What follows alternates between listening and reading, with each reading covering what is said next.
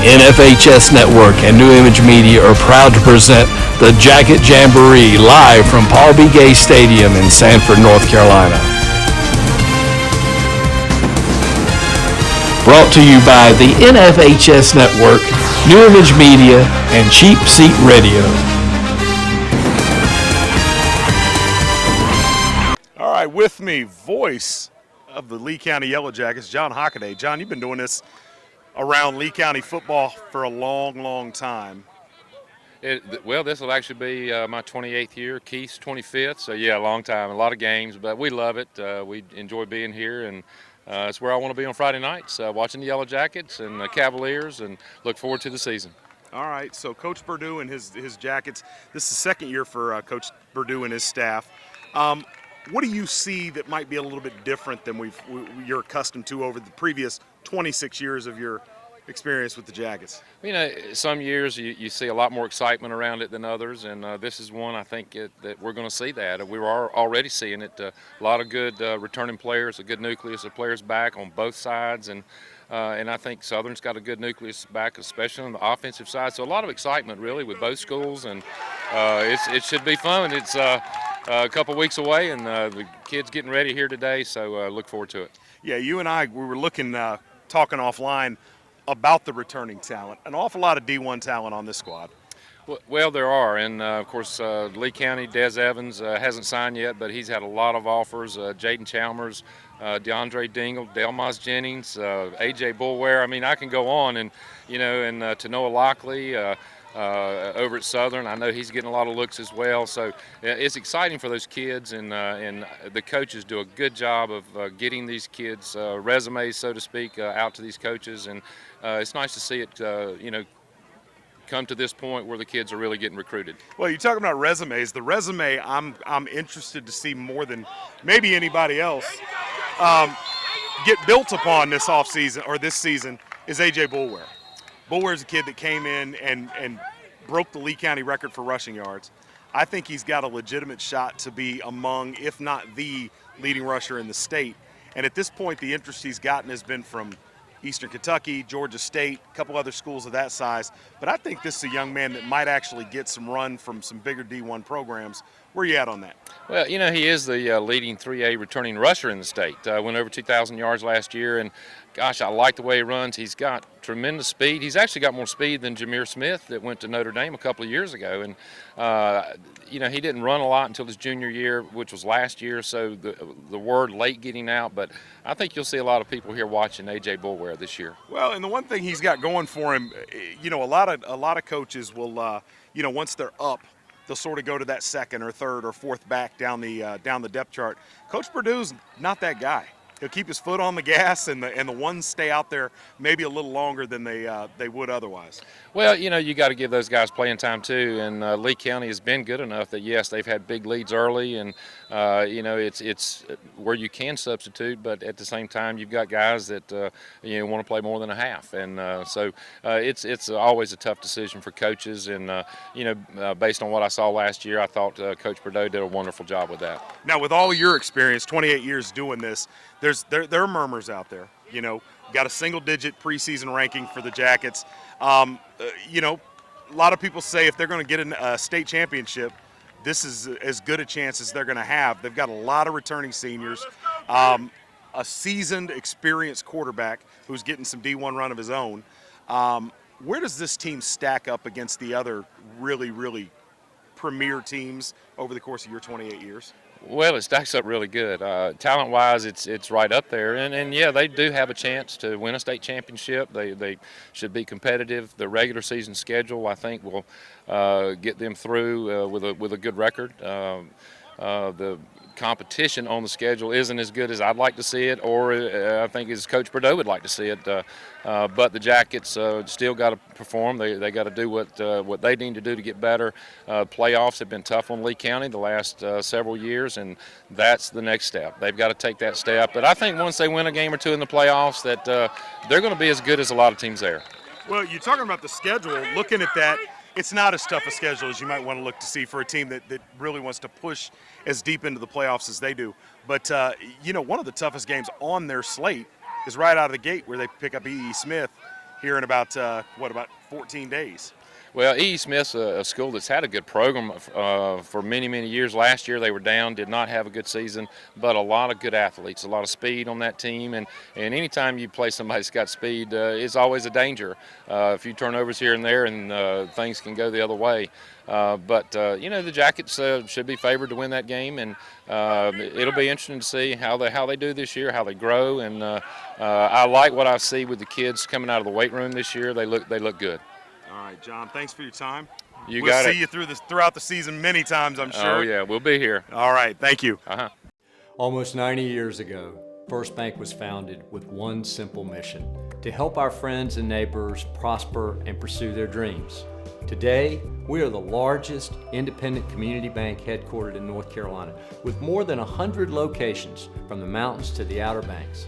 We can offer everything the big banks can, but deliver personalized service and solutions with bankers who know your name and live in your neighborhood. Come see us. The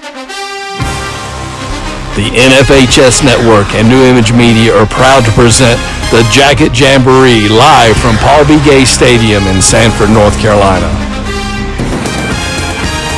Well, when I talked to Coach Bordeaux, they session 3 and session 4 are what he's calling situational, where if you don't score in your first down, you're either going for it or you're punting it and you're flipping the ball. So, this is going to be a little bit more realistic, game-like, and it'll be fun to watch. It'll definitely be fun to watch. Now, how Lee County comes up, their front five comes up against Richmond's 3-4 defense that they've seemed to demolish people so far today. Southern struggled with their front seven.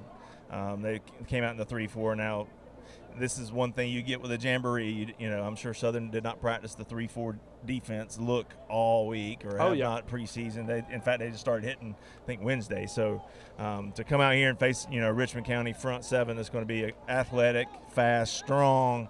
That's going to be a test for the Lee County offense here. But, early on they've looked really good. They've thrown the ball. Colin looks really good. Colin Johnson back at quarterback. Obviously, we know about the running backs. So I think it's, getting that ball to the receiver, spreading the field a little bit is going to open up more lanes for the running back. So we'll see how they do here. Colin seems to do really well on the quick passes, catching and releasing. You see here now he took a 3-step drop, put that ball a little long, but he seems a little bit more comfortable this year getting that ball quick release into that short mid-range, that 5 to 8 yard length pass. Well, I've talked to a few people, around town, and they've said that, Colin, that they've done a lot of work. Last year they were primarily running based. The offense was the first year under Coach Bordeaux, so obviously it's going to be a little limited, but with the all-season work that they've put in, they've really tried to focus on spreading the ball, throwing the ball, and so the goal here is this year to be a lot more balanced. We see A.J. Bullware here running the ball. A lot of people, Chris and I talked about this earlier, they think he could be the premier back in North Carolina looking at a rushing title. The rumor around town that I've been hearing at the barber shop and all that is, if that front five of Lee County can get on all cylinders and start rolling, well, they could be really strong. And what you're going to see here is that what I've heard, talk to Coach Thompson, and he said, the work they put in off season, they're playing fast. They're playing a lot faster. They just ran the ball, and 10 seconds they're snapping the ball here. So that's going to help. From the stat standpoint, and I know they want to get Colin more passes. I think the thing that hurts them a little bit from that is you look at our conference. Okay, it's to me, in my mind, it's a fairly weak conference. Absolutely. You've only really got 2 or 3 true challenges in the schedule. So you're going to go out here with the intent. Okay, we're going to run past the ball. We're going to spread it around. But then you're going to get Bullware, take one 80 yards to the hut, and then you're going to have ball, number 5, what's his name? Larry Baldwin. Larry Baldwin. You're going to have him go 30 yards up the middle, and now you're up 14-0. Are you going to keep throwing the ball? You don't want to throw the ball because it makes you look like a jerk. How aggressive are you going to be? If you want to run up and score 50, 60 points, Colin could have a great statistical year. So it just depends on it's competition. So I'm sure they're going to throw it. They can do a lot of quick slants and quick passes. But it's going to be interesting to see. It's going to be fun to watch how the stats play out. Well, Phillip, you touched on a great point there. you and I both have coached for numerous years. You get up so big, you kind of pull the dogs off a little bit. Right. You quit throwing the ball, you start running, you quit putting in some of the more intense run plays here and there. So we might not see the stats from Colin that necessarily people would think he deserves, because you're right. With AJ going 80 and then Larry going 60 or 70, all of a sudden, they're not putting the ball on a dime on a post route anymore. They're diving the ball and not trying to put 80 on somebody. And you have that stout defense that's going to give you the ball back a lot. So in really good field position. That's right. We see a pass there from Colin Johnson. He connects. That is Jackson Lamb on the reception. So now that was a pass. That's a college level pass right there. He had man-to-man coverage, and he threw it. Led him nicely. Got it there with a nice momentum to beat the safety who's coming over the top. So that's against Richmond County. We just scored. So that's pretty impressive. That's a step in the right direction. Definitely making people here feel a little bit better.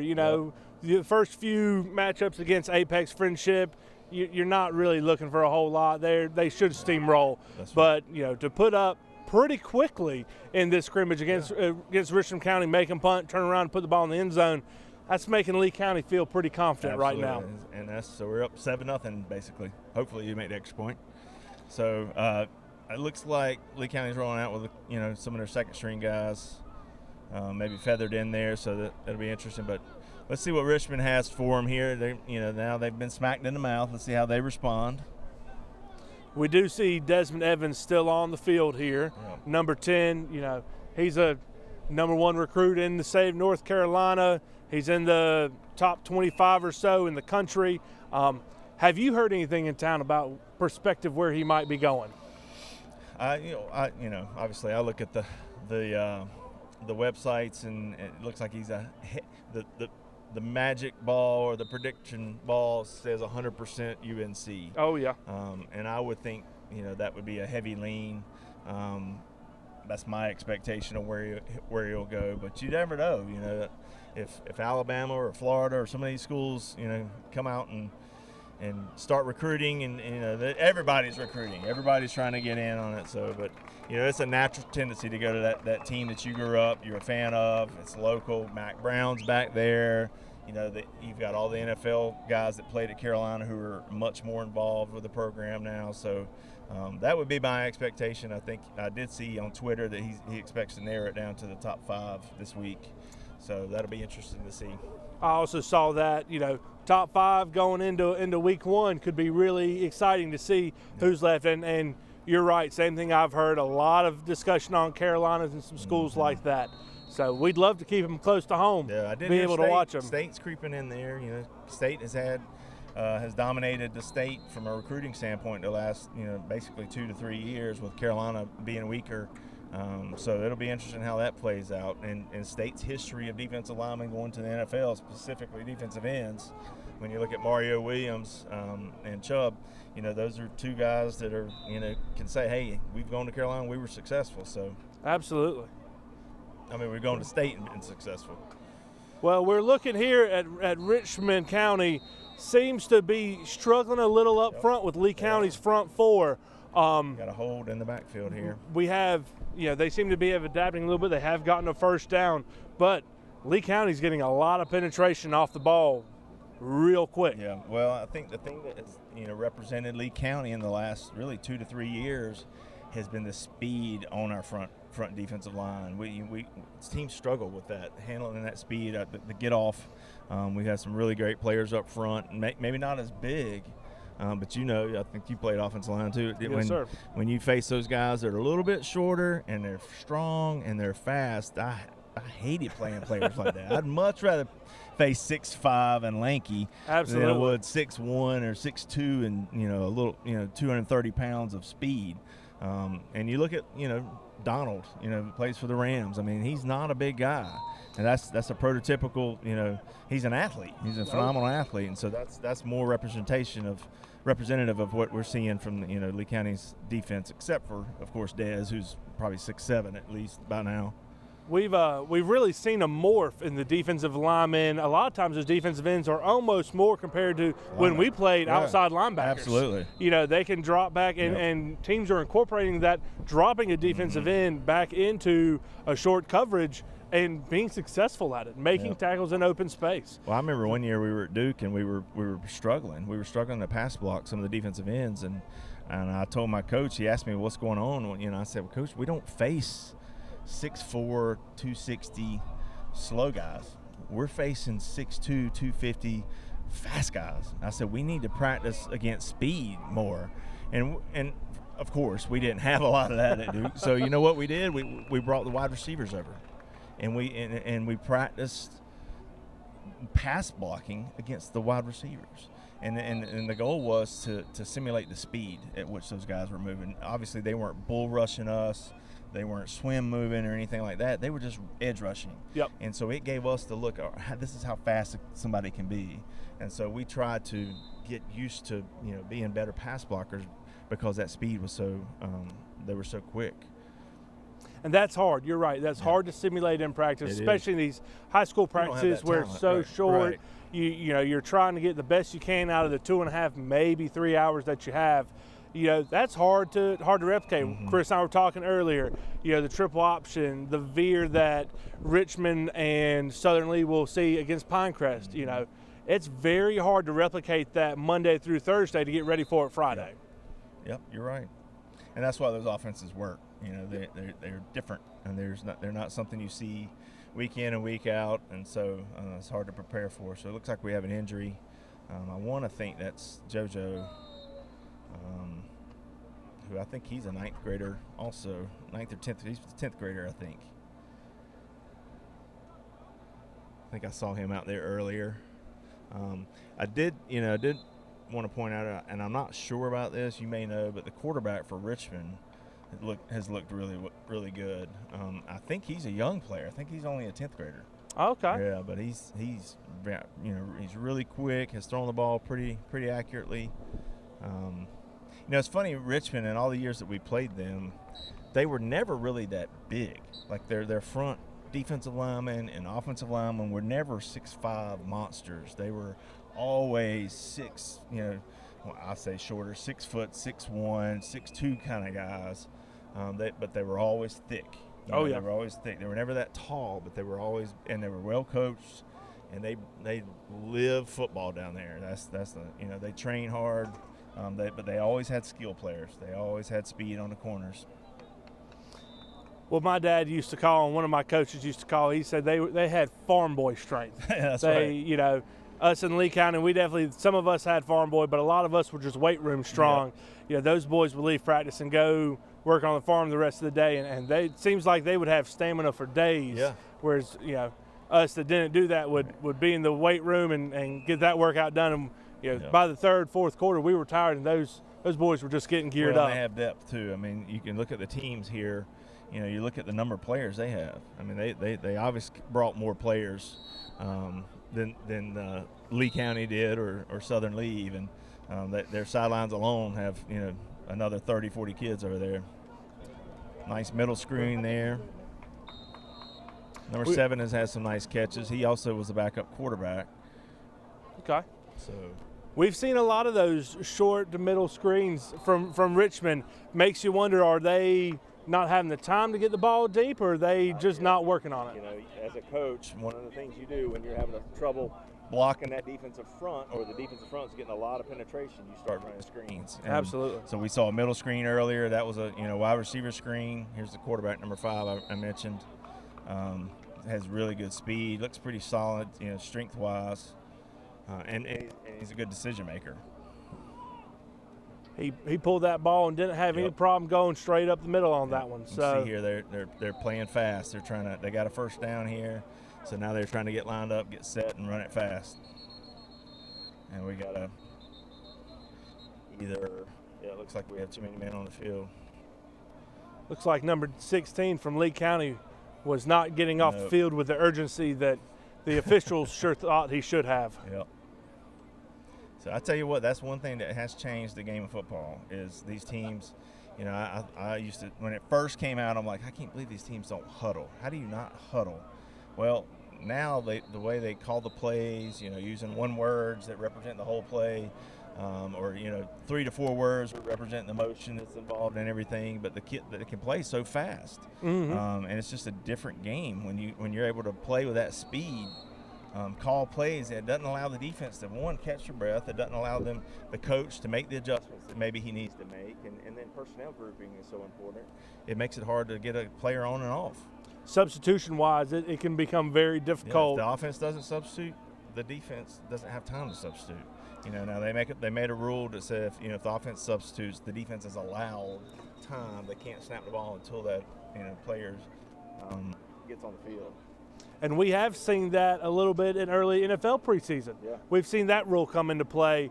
One thing that I think will be interesting watching how it progresses forward this year is the 40-second play clock that the high school football is implementing this year. Okay. I was reading online about that this week. When the ball's spotted, that's 40 seconds. 40 seconds, no more right 25. there. Yep. Yeah, okay. There's no more signaling to start it. It's ball set, ref raises hands, 40 seconds is going. So that'll be an interesting see how coaches adapt to that. Oh. I've been to a minor league game. I went to watch the Durham Bulls play, and they used the pitch clock, and it was phenomenal. The thing was over in like 2.5 hours. Best invention ever. I tend to agree with you. It's a touchdown. Back shoulder pass there by Richmond was not the best thrown ball. Not big the best route. Big receiver. Yeah, good looking player there. So, all right, we're all tied up here. And of course, this is not a real game. But any coach likes to compete and likes to, it's good to talk to with the kids. And I'm sure there's some second string players and some of the younger players getting out there. They want to take a look at it. That's the intent of this. That's why they don't keep score. They want to see what these younger kids can do against other competition and make sure, okay, is this kid is what we thought he was, or maybe he's better than we think he is. So, all right, now this is probably looks like situational that you were talking about, putting the ball down inside the 20 on the 20 versus starting back at the 40. Well, Phillip, you talk about, you're right. You're trying to get some second stringers in and figure out some depth spots, but you're right. You coached, I've coached.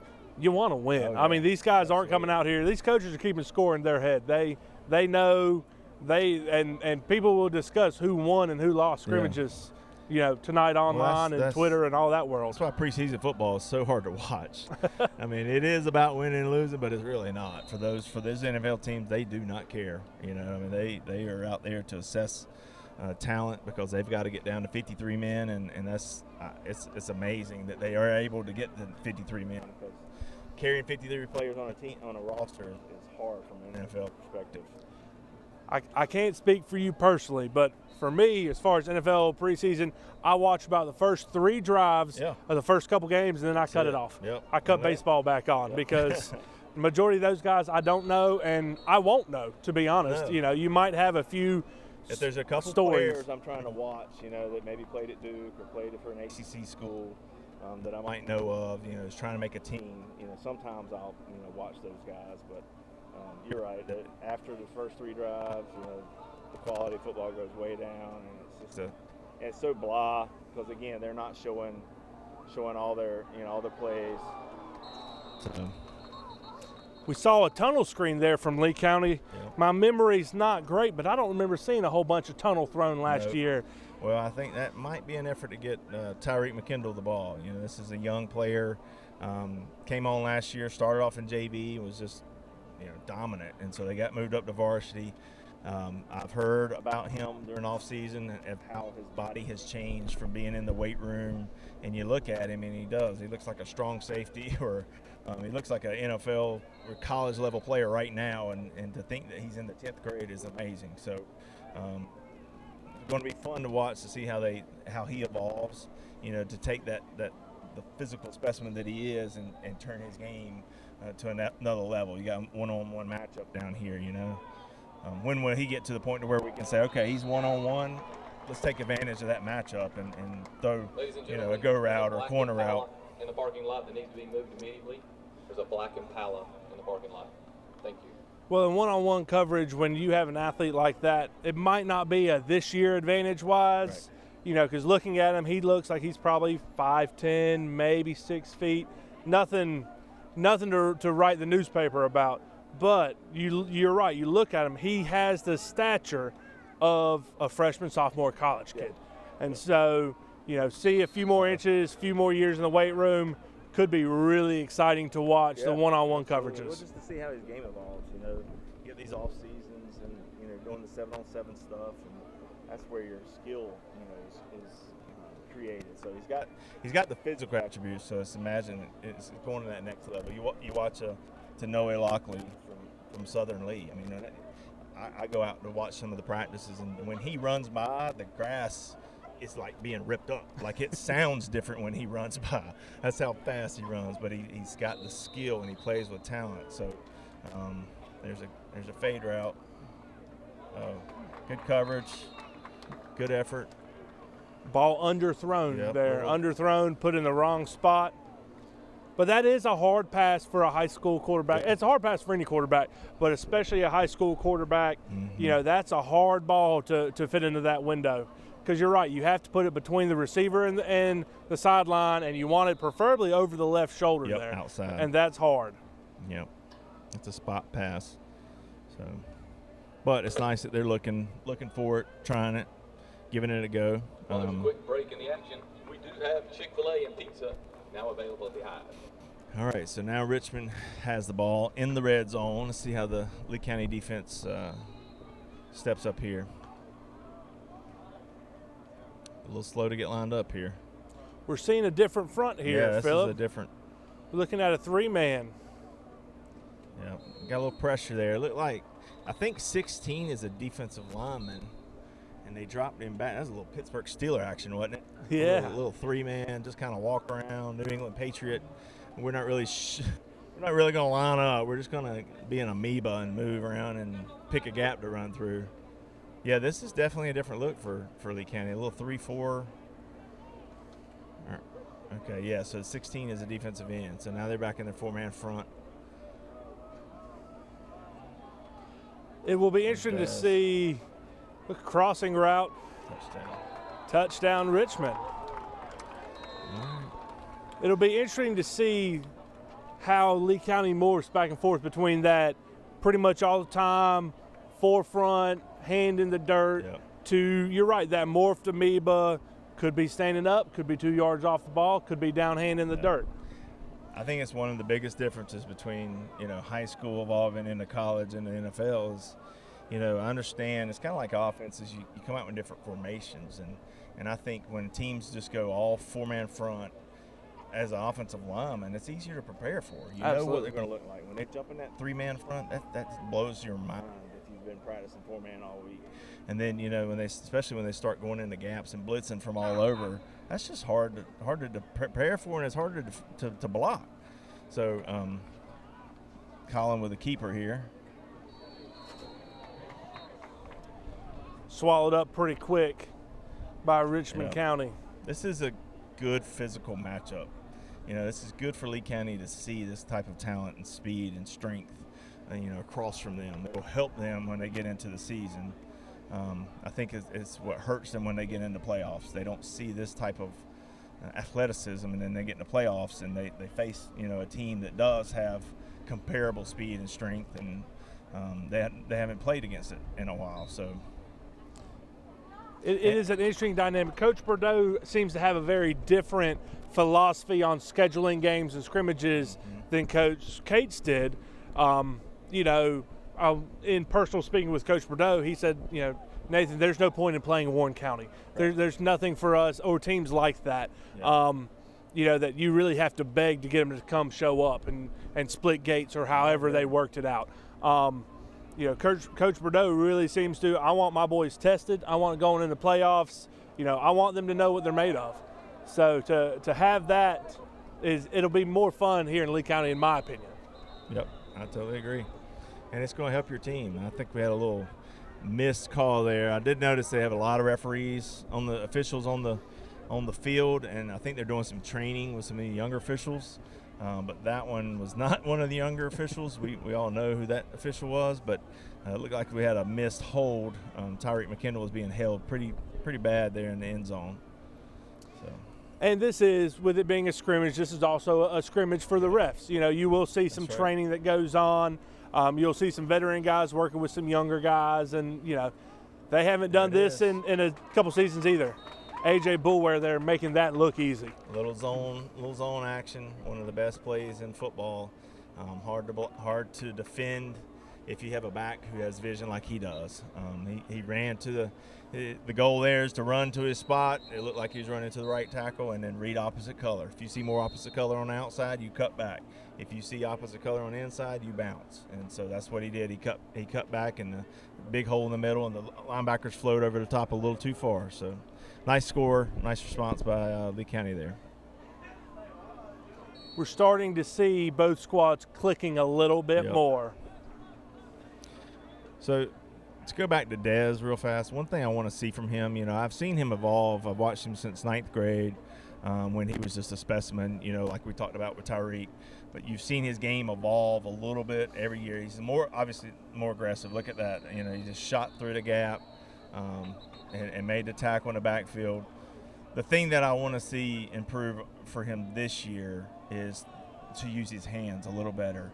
I think if he can use his hands, linemen get on him, and he has kind of a hard time getting off. And that goes back to the length. He's so long and tall. He comes off the ball hard. He's very aggressive his first few steps. But when he engages with these linemen to go to the next level, what I would like to see is, you know, him use those hands, be able to use a move, get that guy off of him, swim move, be more violent with those hands. I think sometimes he doesn't do that. Well, we saw that there, Phillip. You know, he kind of got swallowed up. A lineman got his hands inside of him, and Dez didn't have the move to get him off. And whether that's, you know, a punch to create separation, whether it's a swim move, a rip move, you're right. I'd like to see a little bit more technical football from him.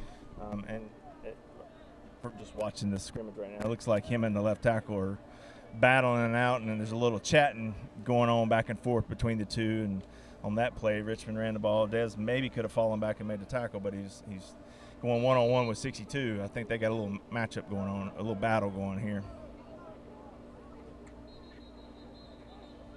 We're seeing a little bit of undiscipline from Lee County here. You know, and it is early season. Jumping offside is going to happen. It's a different cadence, different count. You know, you getting with your team, and by the end of preseason, you know what the snap counts are. You know, kind of you can even hear the tone of your quarterback, and you kind of know when it's on two just by how he says, you know, HUD or whatever. But when you get in those games, you get in these games against other teams, could be a completely different cadence. And so you got hard counts, things like that. It's catching a lot of these teams off guard.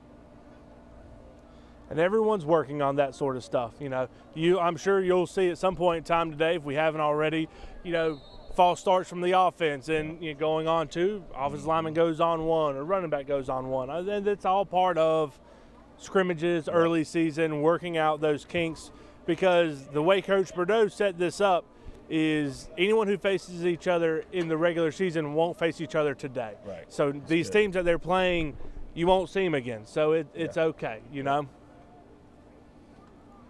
Yeah, it's good that Lee County and Southern Lee are not playing. So I know they saved that for the Brick City Bowl. There's a different look for the defense there. I like that. They're dropping. What they're doing is they're dropping 16. I'm not sure who that is, but they're dropping him off the line, so he's unaccounted for. And then he's pass rushing. He's basically blitzing. And so here's a defensive end who's used to pass rushing, you know, coming from depth. So if he can time that snap right, it really seems to be effective. It calls the quarterback to get outside the pocket with the pressure. On the counter of that, the Richmond quarterback looked good rolling out of the pocket to his right. Had a pretty well thrown ball. Probably should have been caught. The receiver just didn't make that effort to should have been caught.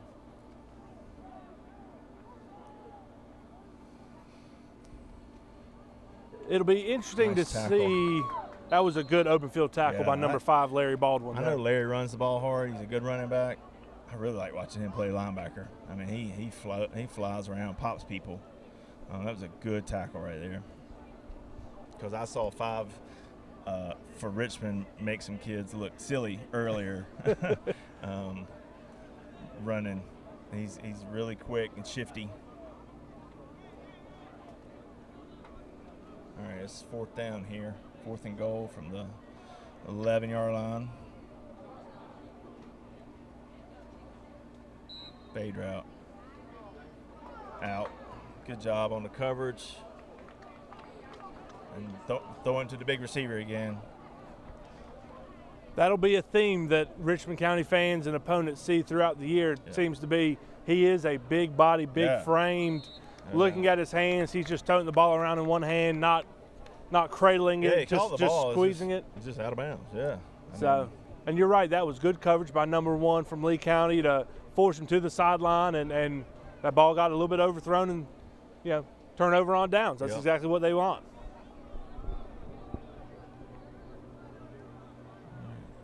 We're looking at about 2.5 minutes left of session 3 here. Then they'll transition into session 4. Almost done with this session, Phillip. What do you see positive and negatives from session 3 with Lee County against Richmond? Well, first the eye test right off the bat. We look just as big, just as strong, just as physical from the looking at it, and I've really been impressed with the defensive line, the penetration they've gotten against Richmond's offensive line. I think from a skill perspective, we look comparable speed-wise, team speed-wise, and we're executing. Very pleased with execution, the tackling. They're not breaking tackles and things. There's your wrinkle that you were talking about. So if I was a coach, I'd be very, very pleased to see my team go out here and hold its own, and some would probably say, win this scrimmage. So really, really good outing for Lee County right here. I would agree with you on all standpoints you just made. And seeing that Lee County's players don't seem to be shying away. No. At times, you're right, especially come playoff time when they face people competitive to their size and strength. Sometimes you saw them shy away in years past. Mm-hmm. They have really hit Richmond face first and kept right on going. Well, I know this team has worked really hard during the offseason in all facets of the strength in the weight room. They've worked on the practice field, so they're going to be ready when games kick off in next week, 2 weeks? 2 weeks. Yeah. 13 days from today. Next Saturday. Another Jamboree next Saturday. We'll be back here at Lee County also. Will Southern Lee be at this one as well? Yep. Yeah, they were supposed to host, talking to Coach Neal, Southern Lee was supposed to host next weekend's scrimmage, but they've had some issues with their field, and they're trying to give it a little longer time to recover, and something like this would, obviously be tough on it. So Lee County offered to host that one too. That seems to be a theme with Southern Lee is field conditions. Yep. Chris and I talked about it earlier. Southern Lee went to host a home playoff game last year and couldn't because of field conditions, so ended up having to host here at Lee County High School, which is in no way, shape, or form the best case scenario for Southern Lee students, athletes, all of the above. It makes you sure hope that field is ready by August 23rd. Yep, absolutely. Right there he is. Nice play. That was a good heads up, kind of a scramble play from Colin Johnson. Play kind of collapsed. Receiver found an opening. Colin rolled to his offhand side and got his shoulder square and connected. So nice catch by 27 also. And you know this, and most of our viewers at home know this, every play's not going to run perfectly. Right. You're going to have the adaptability to make that scramble to the opposite side, to find open space, find your open receiver. That was a well-executed, yes, that play collapsed, and Coach Bordeaux will have to fix some of that, but the way they recouped from that really is what can make a difference in a ball game. The NFHS Network and New Image Media are proud to present the Jacket Jamboree live from Paul B. Gay Stadium in Sanford, North Carolina. That's the way we do it down south, baby. Wednesday, August the 28th at 7:30 p.m., the Mann Center of North Carolina is proud to present Jim Quick and Coastline. What's up, everybody? This is Jim Quick of the Coastline Band. Be sure to join me and the boys coming up August 28th at the Mann Center of North Carolina in Sanford. One of the biggest, bestest shows of all time. You got to be there. Coastline time is 7:30. We'll see you there. Tickets are on sale now. Call the box office at 919-775-5273 or online at sanfordartsandvine.com. Come to the Mann Center on August the 28th and see how we do it down south.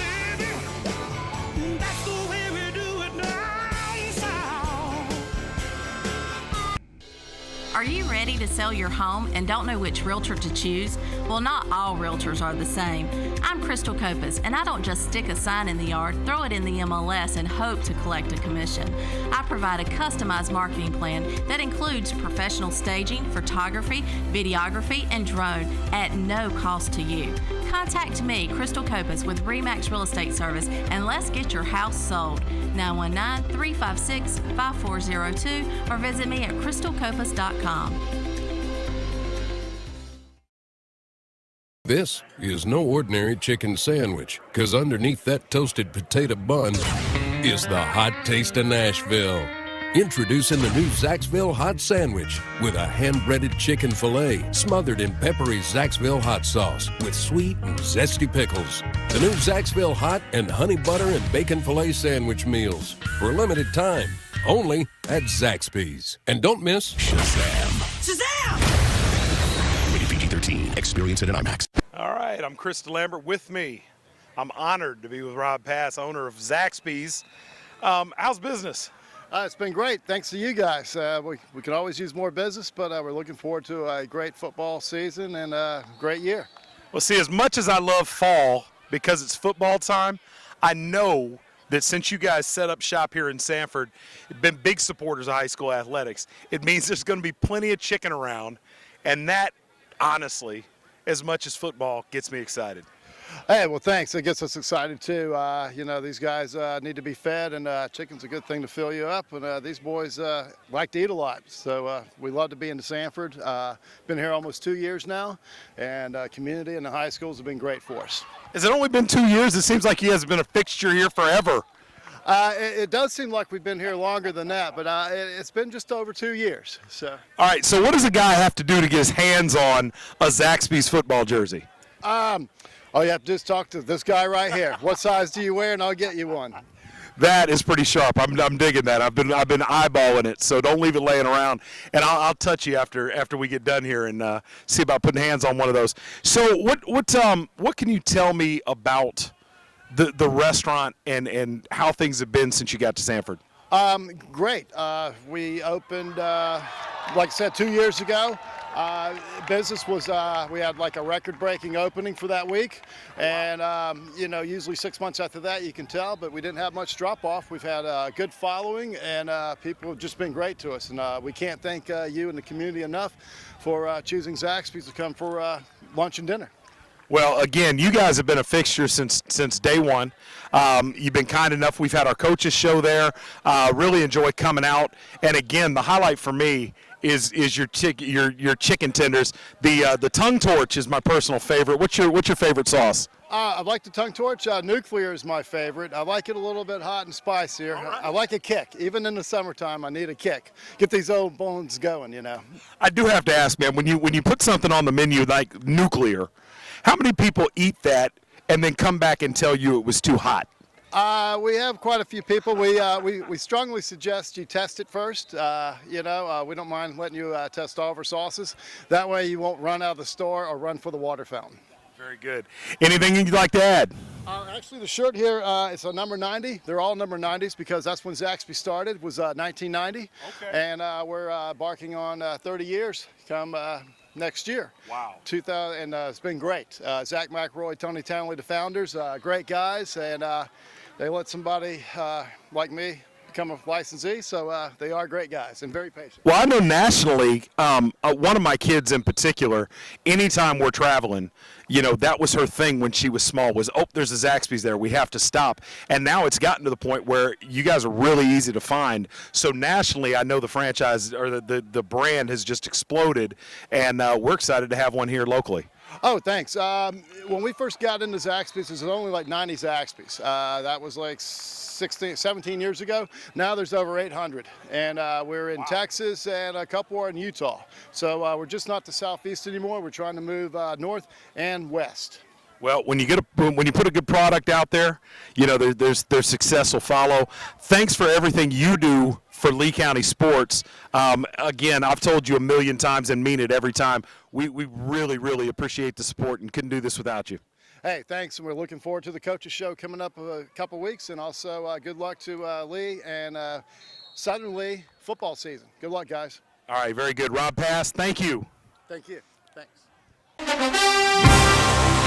The NFHS Network and New Image Media are proud to present the Jacket Jamboree live from Paul B. Gay Stadium in Sanford, North Carolina. We're here at Lee County High School. First up on this last session of the day, we have Lee County High School and Northern Durham for the first half. The second half, we'll see Southern Lee and Northern Durham wrapping up the Jamboree.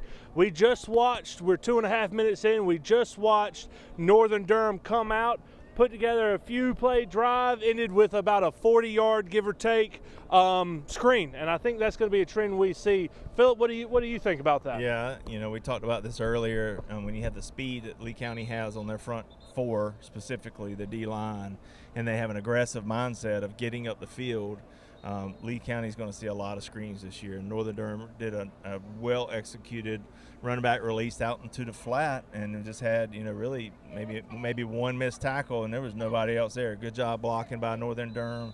Downfield, the receivers got engaged and stayed on their men, and the running back had the speed to take it to the end zone, 60 yards.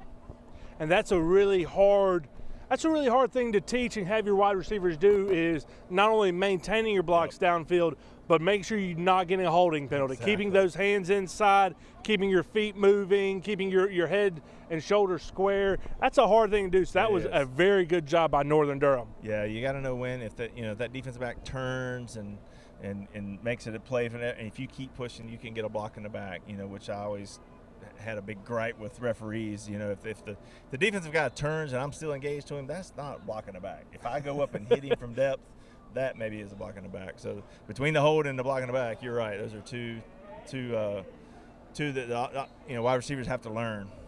We did see just a minute ago. We did see Northern Durham attempt an uncontested PAT. Was successful. I'm sure that was a coaching move from Northern Durham. Said, "Hey, Coach Bordeaux, can I mind if you let me kick this real quick?" Right. So, very nice to see that. We did see inside zone from Lee County to start. Ended up being about a 3-yard gain. For the inside zone read, though, you'll take that. First down, it gives you 2nd and 7, makes it a little bit more attainable. They'll pop some of those. Some of those will pop. That's really the goal there, is to keep those linebackers honest, to keep them, inside tight, looking at the dives and the things up the middle. And then that's so that when you hit that flare or you run that sweep, then, maybe they're a little slower to get there. Nice cut. We did see, again, another attempted tunnel and a late flag. Seemed like Lee County was a little slow to get out to their tunnel, and the receiver bumped it a little early. Still ended up being a positive gain for a first down.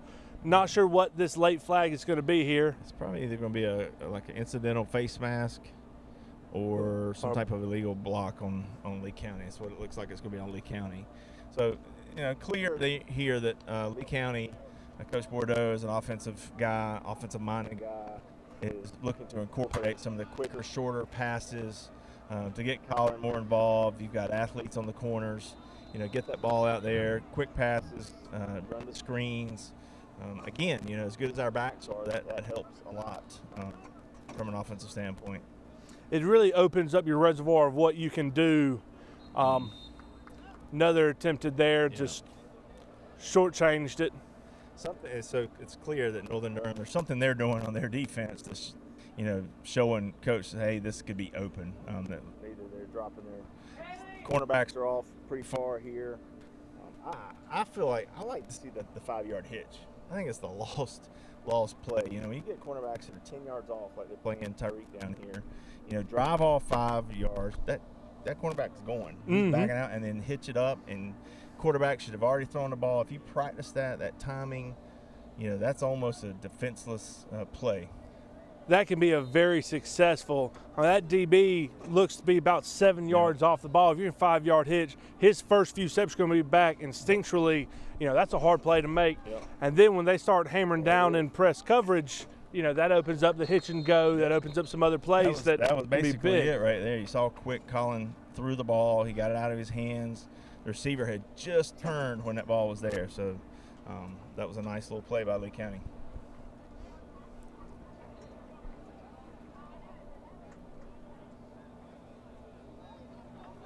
Thank you.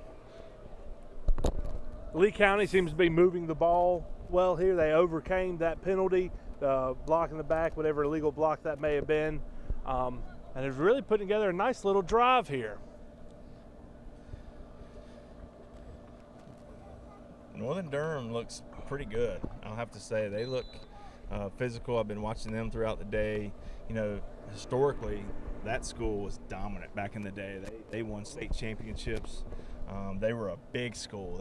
In Durham, where they're located, they got a mix of kids that came there. They were always strong. So it's good to see them. I think they went through a little lull where they kind of lost some of that as Durham grew. New schools came in and they lost some of their talent. But now it looks like they've reloaded and they're much stronger. They look physically, a good matchup for Lee County. You usually see that out of schools coming out of Durham. You usually see bigger kids, strong, physical kids, and they've always got a couple guys that are fast and can get you dangerous down the field. We saw an inside slant there, looked like a 3-yard slant. Ball was a little high, but should have been caught. Yeah, that should have been caught. They put it on the hands. It's good timing. That's what they call a dig route. Basically, it's or a 5-yard in. Kind of ran the in underneath the 2 slot receivers. Big young freshman there that I mentioned earlier. JoJo, as they call him. Is that number 43? Yep, number 43.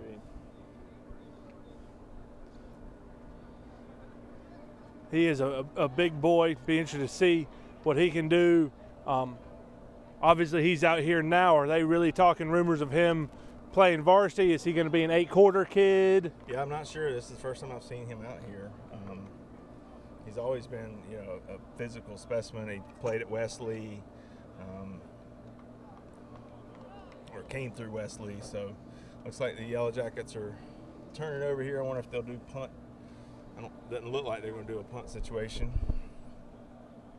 So these boys are probably getting a little tired. I mean, they've been going, not straight for 4 hours, but they've been out here, and this sun's starting to heat up a little bit. Breeze not quite as prominent as it was, so I imagine they're getting a little tired. They're probably losing their intensity just a little bit. I was noticing myself not a few minutes ago thinking, well, it's getting a little hot. This morning it felt nice, kind of had that almost early fall morning feel to it, and now we're standing up here on this box, and it is getting very warm very quick, and which means on the field it's plumb hot, I'm sure. There's not much breeze down there. Northern Durham took over on their own 40, going. They have 60 yards to go.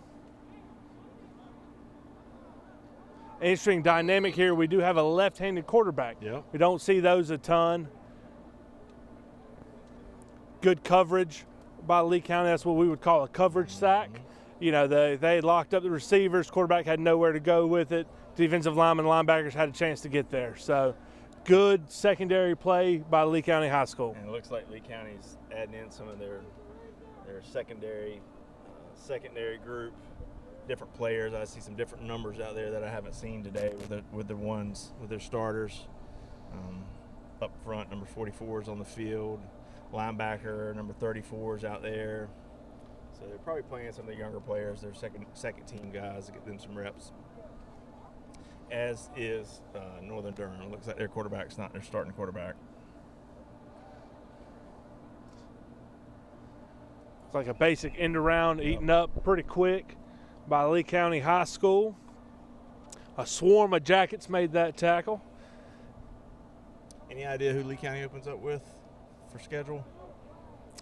I do not have that readily on hand. If I have it on my phone here, I'm curious. I know Southern opens up with Hope County, and in fact, I saw the Hope County coaches here this weekend.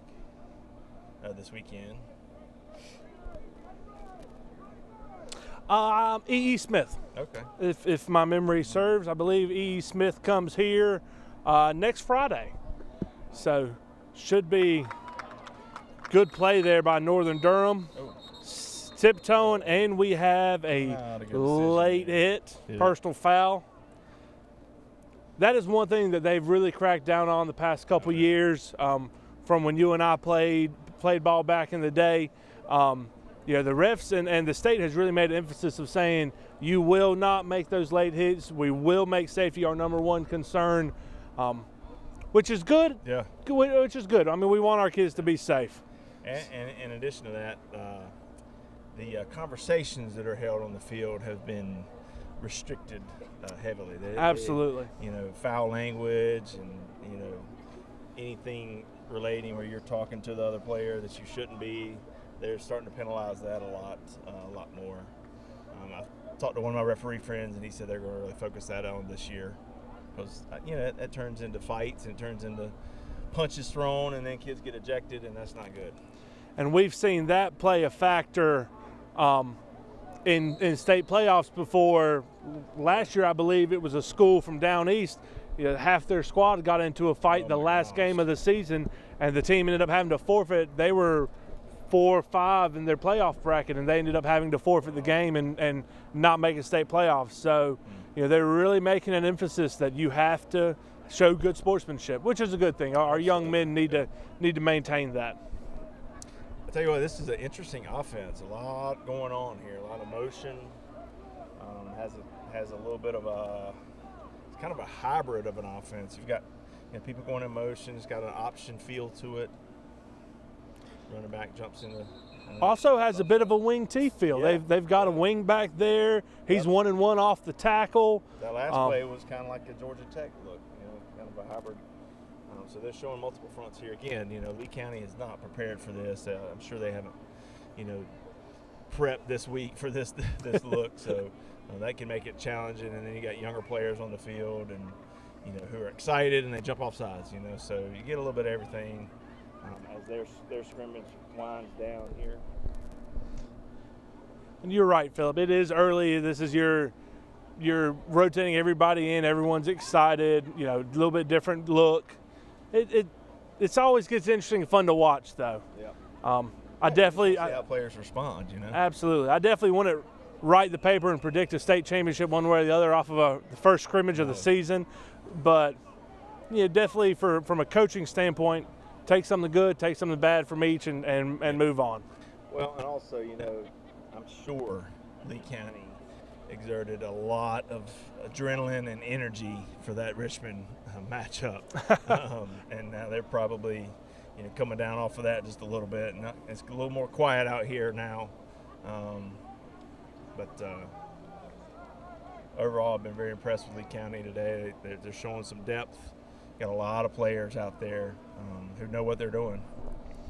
You were talking about earlier different schools here. Looking down at the track, it seems to be that we have 2 of our local schools from Pinecrest High down in Moore County not hiding the fact that they're here looking, and I'm sure they're not watching as a fan on Saturday morning. I'm sure they're here taking notes. Yep. I can't tell if that's Coach Metzger or not, but I've met him. I think you mentioned you've talked to him. He's many times. He's an impressive guy.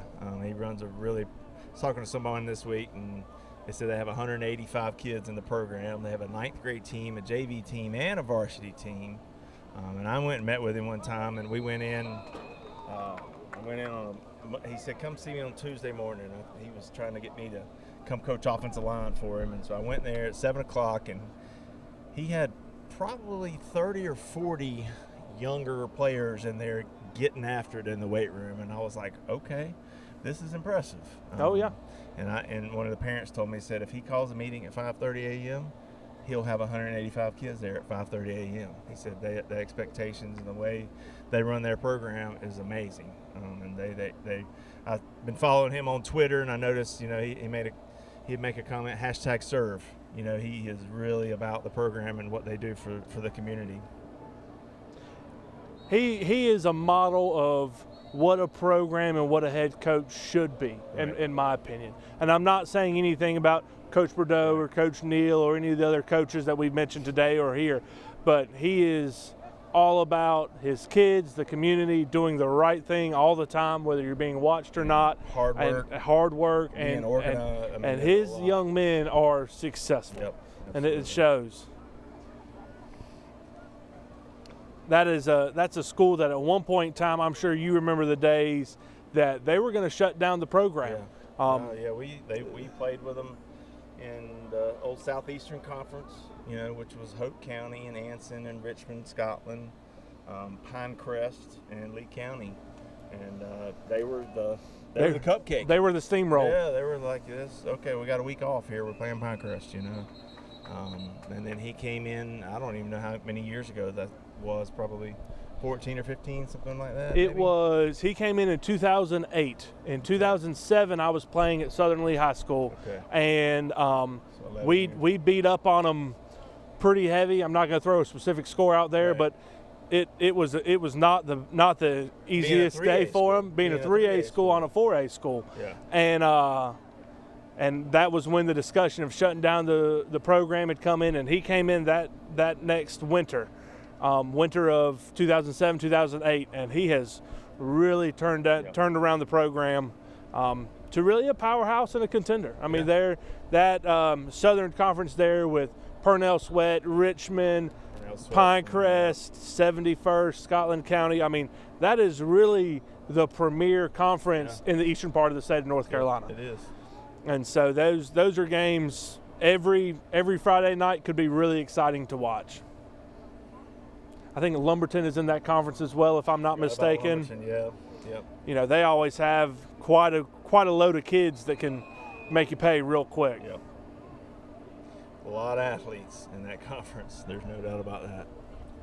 And they're big schools. Those are 4A schools. So typically, some of those counties, there's one school and one high school in the whole county. That's what we used to be. Lee County had one high school. There are a lot of people who look back and think of what some of the Lee County high school programs could have been if there hadn't been a split. You look at some of the athletes that came through, that the schools then split and shared athletes and had successful programs on both ends, very successful programs. And so, especially in the baseball community, you hear that come up in the baseball world quite a bit. So my son played at West, and we had a conference championship this year and went undefeated.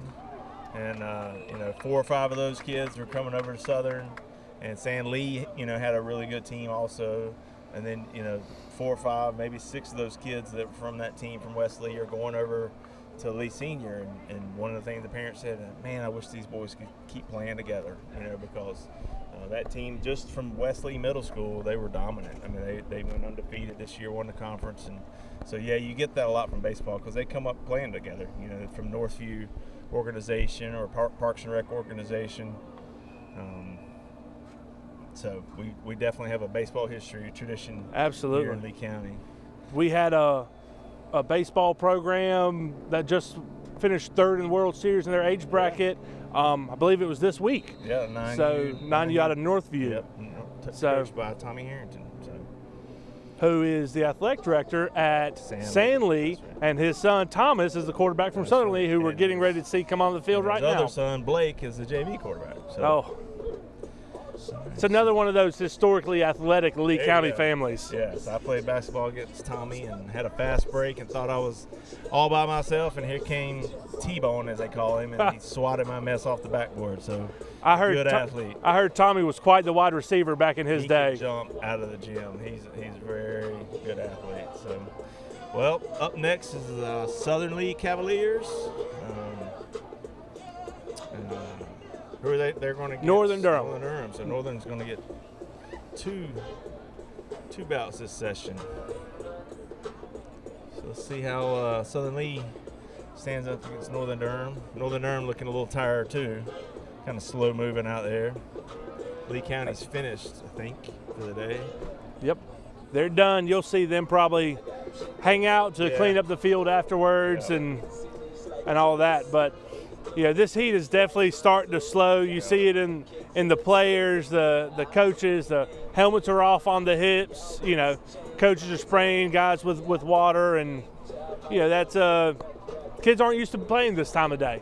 I was talking to Chris earlier. You know, most coaches run their programs in the evening because that's when they play games. They play games, you know, Fridays at 6:30 or 7, depending on the game. So practicing at 10 a.m. to 2 p.m. won't do you too great. No.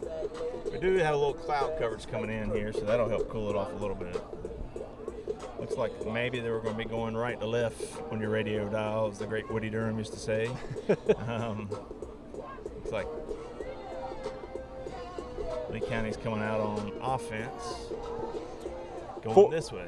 For this last session from Southern Lee High School, personally, I'd like to see a little bit more physicality up front, a little bit stronger blocking up front. What are you looking for? What do you think the keys for Southern Lee moving forward are here on this last session?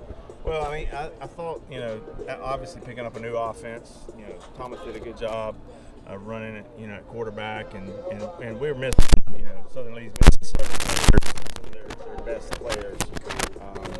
We were out for rare trees and with injuries and just sickness. One of ours was sick this week, and so I guess just to continue to compete, and interested to see how many wrinkles Coach adds in there. You know, I know the option is something you can run almost every play, but you have to be able to take what the defense is giving you. And they did a really good job in the last scrimmage running that, you know, seam route with Wesley Kidd down the middle of the field, uncovered because the safeties were creeping up. Yep. So, you know, seeing if Coach can identify those and add some wrinkles in here, maybe the flare pattern to the running back out in the flat, that was wide open. You know, Richmond ran that, and then Southern ran it well. So we'll see how much they mix it up here. See if we can get the ball maybe to the Logan here out here, number 10. He's a hard worker, blocks hard, plays hard. You know, see if we can get him involved in offense some. Chris and I were talking earlier during one of the Southern Lee scrimmages, and talking about how at times last year they seemed to get themselves in a corner and didn't have an answer. So far, with the exception of the Richmond County scrimmage, they seem to have a few more answers. They seem to be really missing that mid-range passing game last year that seemed to hurt them in games. And so far, you're right. That quick seam route to West Kidd, you know, that might be some of those answers that we see come into play come fall. Well, when you run this option, you know, it's just natural tendency for the secondary guys, the linebackers, safeties, to start creeping up. You know, it kind of lulls you to sleep, and you don't maybe even realize you're doing it. But as a safety, when you kind of seen the same play over and over, you're just going to gradually move up. You know, it's easy to start cheating. Yeah. And so then, you know, being able to keep them honest by mixing in those wrinkles is really what, you know, great offensive coordinators can do. So. And again, all this is new, and these kids have just been, you know, blocking and tackling for 3 days. So, you know, to come out here and face this kind of talent, and Northern Durham is a physical matchup. So that's really what you're getting out of this. You're getting to see, hey, this is how big teams can be. This is how athletic they can be. Can you block it? Can you block it downfield? You know, can you block it up front? It's one thing to hit a JV defensive lineman, and then to come out here and face a Northern Durham or Richmond County defensive lineman. So it's going to help the offensive line. The lines are going to benefit the most to see the speed at which these teams play at. Well, and in all my years coaching, it always seemed that the defense was up to pace pretty quick. Yes. You know, your defense, a lot of times those guys have been doing it. You're not going to change a whole bunch. Your offense always kind of comes a little bit later than your defense does. So these wrinkles will be seen in my experience. Well, from a defensive standpoint, once you learn your gap, you know, it's pretty much it. You know, oh, I got B gap, oh, I got C gap. You know, from a lineman, when these defensive linemen are jumping around, you got linebackers blitzing, you got people coming from unexpected places, you got alignment that you haven't seen, you know, trying to communicate and make sure you really know where you're going. It's hard to play fast unless you know where you're going. So that's why a lot of people have gone to that zone blocking concept where you're going to an area and less a person. That's really been a transition from when we played to now. And that Don Simon really brought that to Southern Lee High School, and that has seemed to hold true to an extent. Now, triple option, it's hard to continue with your zone schemes completely. What they have to do is get a better job of getting a push on the front forward to get up to that linebacker level. If you're running an option and you're allowing linebackers just to flow downhill without any disturbance or anybody getting a hat on you, it's going to be tough to run that because those guys are usually pretty good tacklers, and you're getting, if they can get you in a flat, that's a tough deal. Now in the triple, how often do you see combos up to the next level? Well, I talked to Coach Neal a little bit about how he's blocking it, and that's really how they're doing it. They're taking that front side guard and tackle combo blocking, assuming they have a 3 technique or somebody in there, they're leaving that defensive end, reading him, and then that's what they want is a combo push up to that play side linebacker. So that's, there's some, it takes some practice to get that's hard. That partnership. That's hard. That is. Just go out day one. If you get on different levels, if you don't get your hips together, if the inside person doesn't get their head across the defensive tackle when you're working up, you're really not working straight up or even backside. You're working play side. That's right. If you're doing it right, because the linebacker is going to flow over the top. So you really want to get a good front side push and get that guard has to get that helmet across, and so that tackle can come off. But again, if you've got a big defensive tackle, you're not going to get a lot of push down the field. No. So that's what you face there. And for that backside guard, that's hard to get your head around and your hips spun around. And the timing is hard, Yeah, it is. Yep. And looking at that offensive line from Southern Lee, I think Parker Odom is probably the only one who has really done that before. Yeah. And he's got the footwork. He's got good feet, and he's got good size. So they'll get it. They'll continue to work on it and gel. Now on defense for Southern Lee, tackling is what I saw was the biggest weak point, like that right there. I mean, we got him in the backfield. We grab around the shoulders. You got to wrap up. And once you get there, you got to explode through that player. We saw a lot of grabbing, and we're there to make the tackle. And a lot of it has to do with strength. We were trying to tackle Richmond County running backs. Those guys are strong. Yeah. But we've got to be able to get a little bit better and try to improve. If I'm a coach talking to the team before this scrimmage, I want them to improve their tackling in this drill. That's the focus. The defensive line, that was Cedric Douglas there, 59, who missed that tackle in the backfield. He seems to be getting good penetration. He seems to be quick off the ball. He's a strong kid. Yep, he's a little bit on the shorter side, not a slight of him at all, just an observation. So he has a real low center of gravity, so he can really fire off the ball and get a good push. But you're right, that wrap up has to be completed and driven through into the ground. And again, some of that comes from 3 days of in pads. There he is. Good tackle there. Got him. See, same player, wrapped up, drove him through the ground, had a big tackle for a loss there. So yeah, put him back at 3rd and 10. So now let's see what Northern Durham does here. And then they run this option type. A lot going on in the backfield. What kind of passing game do they have to get that first down from 10 yards? And also Southern Lee's secondary has been challenged a little bit today. They've given up some big pass plays and some holes there. They have a very aggressive front. I mean, you see right there, 8 men are in the first 5 yards.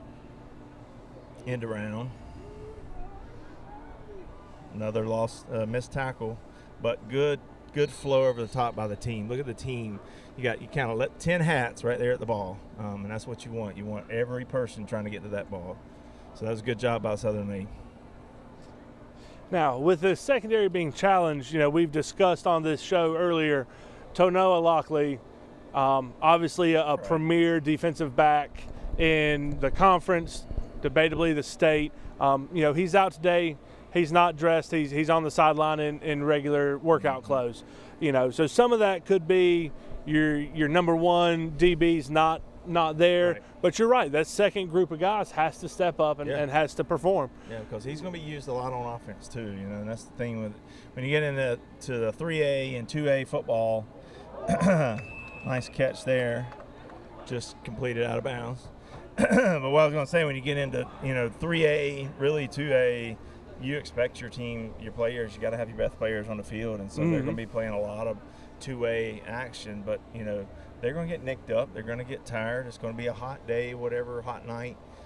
So you've got to try to develop that depth. You try to get your second string guys some depth so they can at least go out there and not hurt you. Go out there and be serviceable and do their role and help the team when they're asked to step up.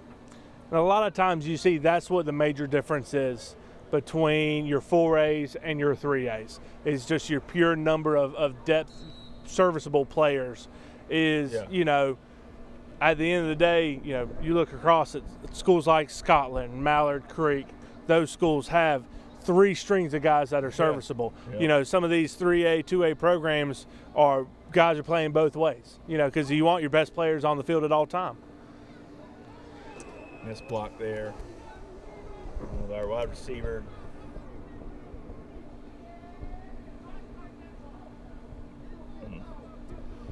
That was E.J. Fox, number 4 from Southern Lee, toting the ball there. Has really come on strong. Last year really made leaps and bounds as a defensive back. Yep. Coming into his senior year this year, he's playing both sides of the ball. He'll be a fun one to watch. The success of this offense is going to largely depend on these receivers and their ability to block. Mm-hmm. When you watch Georgia Tech run their option off, their wide receivers can flat and knock you on your rear end. So you've got to be able to sustain that block, and we talked about it. You've got to be able to go out there and not get a holding call, not get a block in the back. But Kenyon Palmer, number 2 on that one, was on the play side, and he did a good job. He got engaged, got his hands inside, got into the cornerback, and really all you got to do is stay on him. If you just stay on him and let your running back break off of your block, that's the key. We are seeing here a new quarterback for Southern Lee this series. DeAndre McAllister. Yep. JV quarterback from last year, young junior, looking really good in this offense. High and back. DeAndre's a program kid. He's been in it since a freshman, has been running basically this scheme since he got here under Coach Johnson and then Coach Cox last year. So he knows what he's doing. He's comfortable. Be interesting to see his amount of repetitions throughout the season because they say he is next year's quarterback. Thomas is graduating and going off, and so be interesting to see how often he gets in and gets to see the field. Snap there. One thing you notice with this offense is quarterback, they when they first started running this, they used a split backfield. But what it did is it gave them kind of a key. It gave defenses a key as to which side the tailback was on. So they went with this pistol look. So they've been going with this pistol look, which gives them balance. They can go to this wide side of the field or the weak side of the field. And today's the first day I've really seen it. I haven't been at the practices this week, so they're looking pretty good with it. I like the look. The pistol seems to be the way of the future for a lot of those I don't want to age here, but some of the older style offenses, the triple option, the wing tees, a lot of those teams to morph them into, 2019 and the era of the run and gun type offenses. They're getting into the pistol, have a little bit more flexibility in it. I'll tell you what, the nastiest one I've ever seen is the diamond. I don't know if you've ever, Nevada ran it. They used to run it with Colin Kaepernick, and Georgia Tech, they ran it a couple years ago with effectiveness. But that thing, basically you've got the quarterback, catching the ball from like 5 yards deep, or a tailback on either side, and then a fullback is behind the running back. And so when they went and they showed going to one side or the other, you basically had two lead blockers coming out of the backfield, and it was amazing to watch. And they chop block, they come out of the backfield. Wide receiver would not even block the cornerback; he'd go right to the safety. The lead blocker would come up there and just chop block the play side cornerback, and it was brutal. It was tough to defend. It's basically the wishbone, inverted wishbone to an extent. We saw there from Southern Lee some more little soft on the tackling. Not getting your body on another body, driving through tackle. I hope that's not a trend for the Cavaliers throughout the season. I think it's a tendency for coaches to get caught up in the where players are playing, and what scheme you're running and what the plays you're calling are. But it's days like today, jamborees, where you're actually playing football against a competitive team, is when you're kind of reminded the old blocking and tackling are pretty important too. The physical aspects of how do we tackle and how do we block can sometimes be just as important, if not more important, than what plays you're calling. Absolutely. Or who's getting the ball. So it's critical that you're reminded of, hey, this is a physical sport. This is a sport that's about, who's stronger, who's faster, and how you arrive when you get there. If you arrive with the right technique, you can compete. Coaching is very important, and my next statement, don't let me, speak incorrectly here, but sometimes it just comes down to the old saying, Jimmy's and Joe's. Right. It's who's gonna be stronger up front, who's gonna make more tackles in the open field.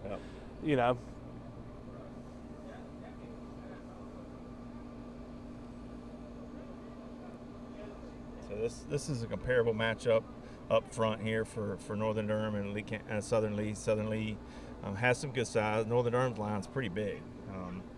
This quarterback seems to be a kind of a younger quarterback. Good pressure. I mean, did the Northern Durham offensive line miss the count there, or what? Because there was 4 blue jerseys in that backfield in a heartbeat. I'm not sure. I think that was one of those botched plays there that something happened. That you look at and you're like, I'm not even quite sure what happened there. And the Northern Durham offensive linemen seem like they're breathing pretty hard too. Yeah, they're sucking wind. Yep.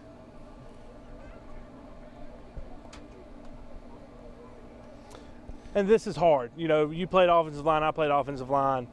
10 plays goes by pretty quick when you're a big boy and you're trying to get your breath caught and get some more water in you. And, a lot of times, if your defense is on the field, hopefully they don't give you too long of a breather, but sometimes it happens. These 10 plays in and out can go pretty quick. Let's get reset. The receiver goes in motion. Yep, there's another bad play. So, again, Northern Durham is probably trying to factor in some of their younger players.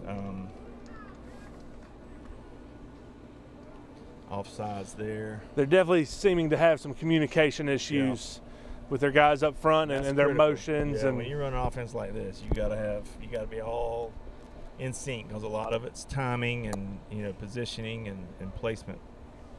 So, all right, this is a good test for Southern Lee here. 3rd and long. What can they do from a cover standpoint? You see EJ out there. He's playing off 10 yards off the receiver. So, what kind of coverage? It looks like they're playing deep zone.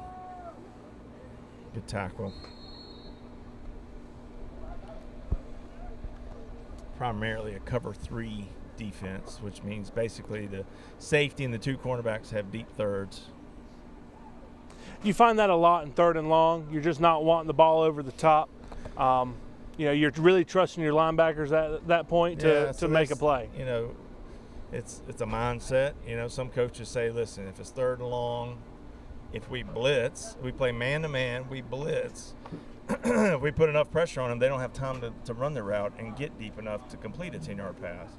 Others are more conservative, say let's bend, don't break, so they back up, play a cover 3, and keep everything in front of them and make the offense execute to get that completion. And I don't. 5, 3 missed tackles there. Yep. So that's the one that we got to get better at right there. We talked about tackling for Southern Lee. It has shown itself to be an issue so far, and no, it's just a simple sweep. A simple sweep, and the running back did a good job keeping his feet moving. You know, cutting back, turning his shoulders north and south to get that extra yards to get the first down. And again, Southern Lee players are probably getting a little winded here. They've gone up. You know, this is their 3rd scrimmage. Hot day, playing both ways, offense and defense. The majority of them.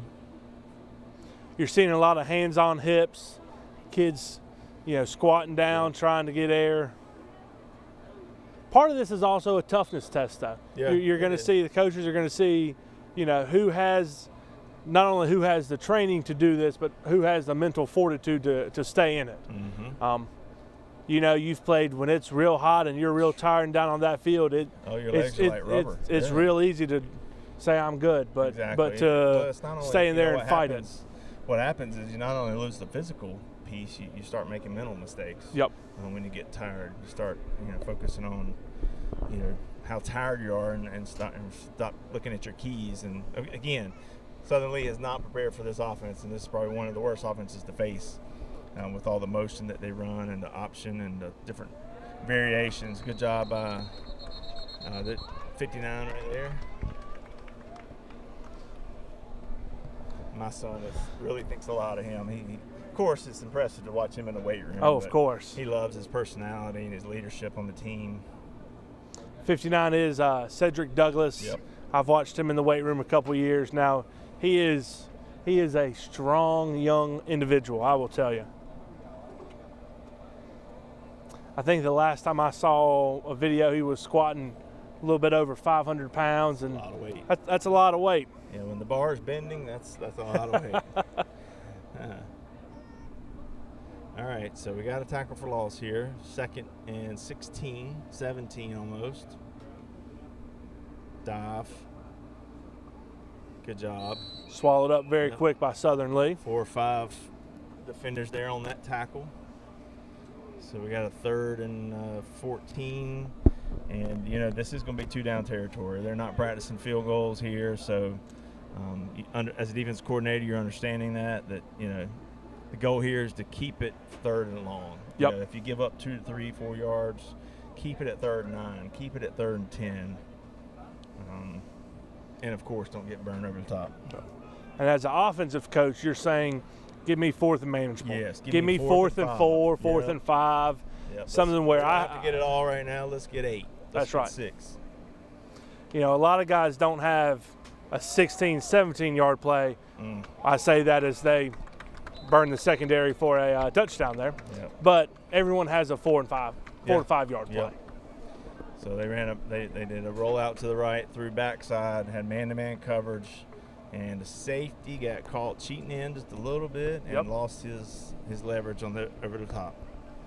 Coach Rob Patterson will not be very pleased with that, but it'll be a coaching point when they watch the film. That's right. If my memory serves correctly, that was just a post route. Yep. Just a post route. Looked like about a 10-yard post. Yep, sure was. Not complicated. Definitely should have been prepared for. And that's like bogey in the last hole, because this is going to be the last play. Except for the extra point here, that'll be the last play of the scrimmage, and it'll give them a little bit of a bad taste in their mouth, but it'll let them go back and work hard this week and come back next Saturday and see how much they've improved. On the flip side, though, both Southern Lee, Lee County, and all the schools here, they definitely have not been perfect. They have something to work on, absolutely. But we didn't see anything today that makes you say, I'm not showing up August 23rd. No, I'm more excited about watching this today. I'm ready to see these teams compete in 2 weeks, and they know they have some work to do now. They know what to work on. They've seen it. They know the plays that were called. know how it was blocked, and now they've got a little bit better feel what competition is going to do and how they're going to adjust to their scheme. So overall, today's success, I didn't see any major injuries on any team. That's really what you're looking for, and you want to just find out how your team can compete. Absolutely. I think we're going to wrap up here today at Lee County High School in Sanford, North Carolina. I appreciate Phillip Chappell coming and joining us today. It's been a pleasure being here with all of you. The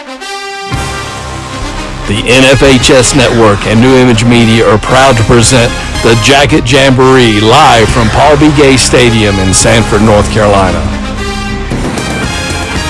All right, with me now, Coach Ed Burgess, the defensive line coach for the Southern Lee Cavaliers. How are you, sir? Doing well. How about yourself? I'm good. I'm good. Football. Yeah, man, I'm going to tell you what. I am so excited. I can't stand it. And I really was afraid getting out of bed this morning. I was going to come out here and sweat all day. Hadn't been near as bad as I thought. It actually is a little warmer down here on the field for once than it is upstairs. There's a breeze coming through, but it's a beautiful day. Nice crowd turned out. Good crowd. We're getting a little break right now and get ready to go back at it. Now, this was Coach Burdue's sort of brainchild, and I know they're doing another one on the 16th. Is that correct? That's correct. I think originally they were going to do one and we were going to do one, and our field is a little questionable right now, so okay. Coach Neal wanted them to do both this year. So you will be back here for the 16th as well. Okay. Now, which schools are on tap to be here on the 16th with you? No, don't care, do you? No. Just going to line them up and line them up and get some work, man. All right. So the defensive line, you know, Southern is a squad that over the last probably 7 or 8 years, the defense has gone through their linebackers. You've had a series of linebackers that's sort of been the center of gravity for that ball club. You got a really nice tandem of corners coming back this year with Elijah Fox to Noah Lockley. That's correct. The linebackers, I know Rob Patterson's excited about some of these young guys. They're young. But you've got the challenge of putting together a defensive line with a program that historically has been a little undersized. Right. So what can we expect to see from the Cavalier defensive line this year? Well, it's a little different for me. Usually I have the weakest group going in, and then I have to develop them. We try to be the strongest coming out at the end of the year. This year, I'm probably the group that's going to have to carry us a little bit. We got Cedric Douglas and Elijah Barrett up front. Cedric's a heck of a ball player. I mean, he's a little undersized for some of these D1 schools, but as far as a kid that can play, he's got a great motor, great feet. He was running back in middle school. He can play. At the ends, we're looking at some different combinations. We got West Kid is a big, tall kid who can play there. Parker Odom will probably play some end. Julian Barnes will probably get some reps there, and we're trying to figure that out. We got this Saturday, next Saturday to figure that out and get a rotation down. All right, so how much is Coach Neal going to let you have hands on Parker Odom come game time, given that he's the most seasoned and probably the most important cog on that offensive line as well? Well, one of the big challenges for our offensive line this year was to find somebody that could help us at center so Parker didn't have to do that. He helps us a lot more at tackle on the offense, and that lets them freed up to play some defense. So I'm hoping to get him for at least 15 snaps a game. All right, and West Kid's a guy that's been in the program for a couple years. Very tall, very long, been undersized. You guys have been able to pack some pounds on him. I'll be honest with you, playing on the edge of the defensive line is a little surprising to me. What kind of havoc do you expect this young man to wreak? He's getting a lot stronger. He's got good speed. I tell you what, I think he'll be one of the top D linemen in the league if he does what he's asked to do. Right now, we're having a hard time getting our kids to focus and trust us. They have to trust that we're putting them in the right position, play it the way we ask you to play it, and go make plays, play football. All right, so what are the measurables on Kid right now? What have you got his weight up to? Oh, he's about 225, 230, I think. He's a tall kid. He don't look it. He's a big, tall kid. All right, Coach, anything else you want to add? No, just, hey, we appreciate you guys coming out and supporting us. And Lee County always supports us. It's a great atmosphere. And just looking forward to get this last one over with and get a little nap for work tonight. All right, thanks. That's the way we do it down south, baby. Wednesday, August the 28th at 7:30 p.m., the Mann Center of North Carolina is proud to present Jim Quick and Coastline.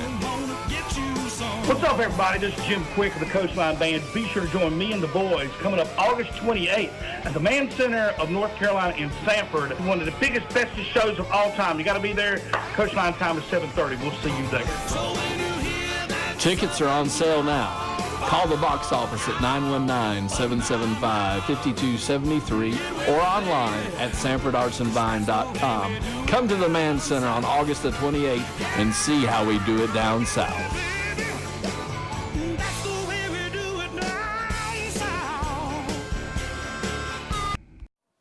All right, we're back with Rob Patterson, defensive coordinator for the Southern Lee Cavaliers.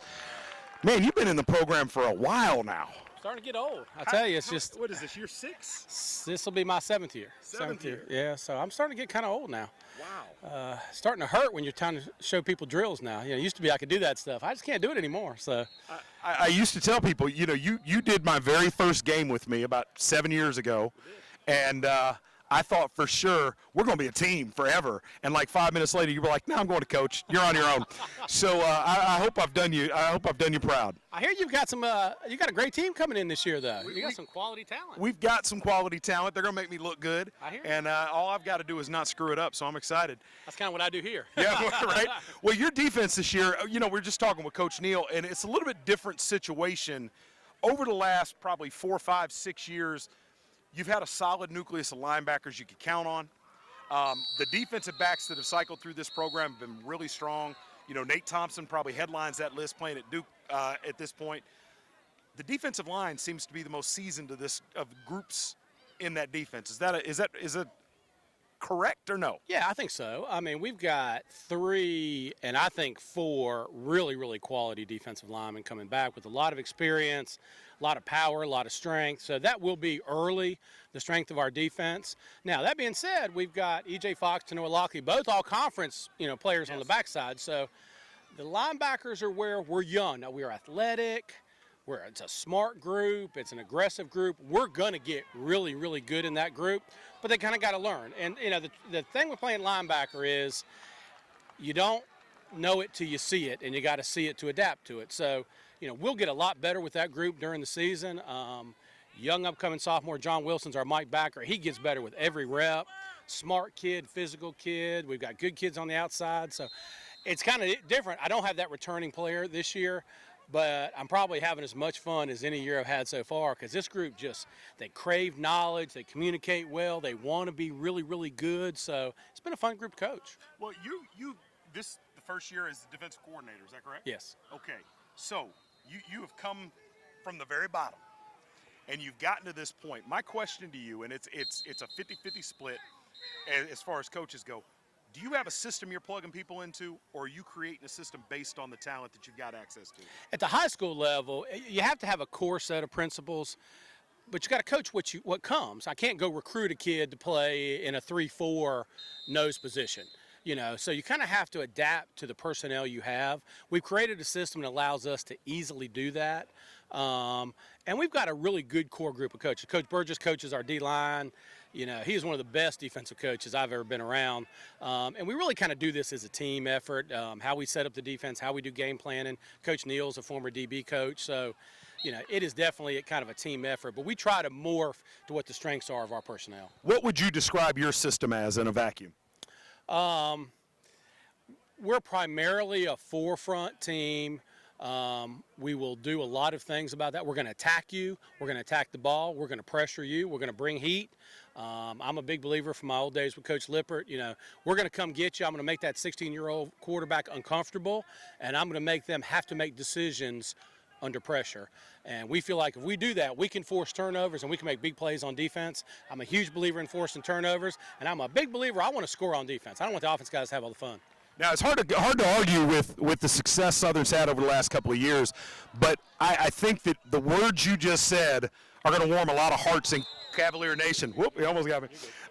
With the Cavalier fan base, Nick Lippert's style, shooting gaps, downhill, linebackers in your face all day, putting pressure on those quarterbacks, that's got to be a system that players want to play in. Oh, it is. It's exciting. You can make things happen. You can get scoop and scores. You can get pick sixes. So now it's risk reward.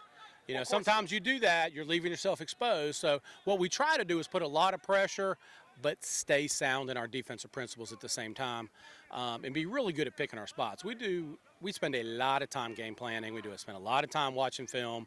So we really feel like we can put our players in the best position to be successful.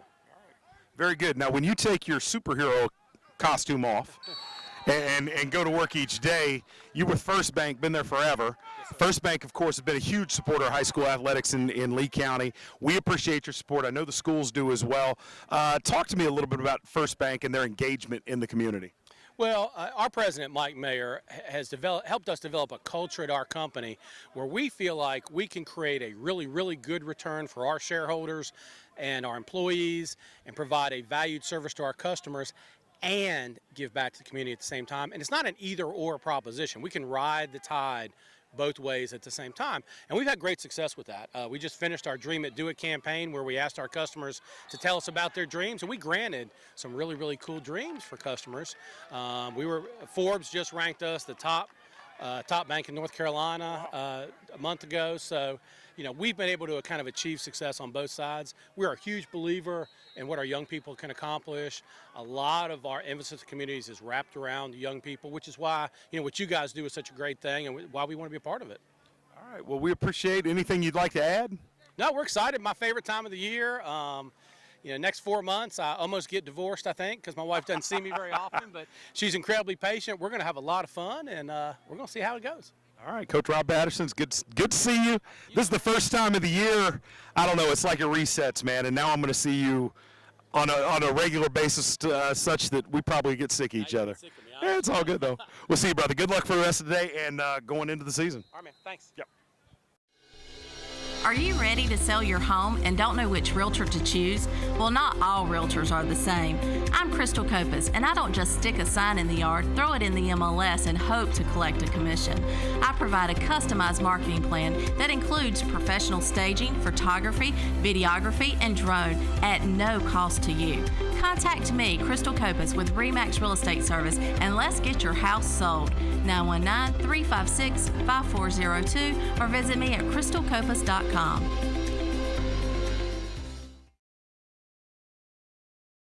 right, Chris DeLambert back. I've got with me RE/MAX agent Christina Miller and in-house lender for RE/MAX, Jimmy Hedges from Southern Trust Mortgage. How are you guys? I'm great. How are you? I'm good.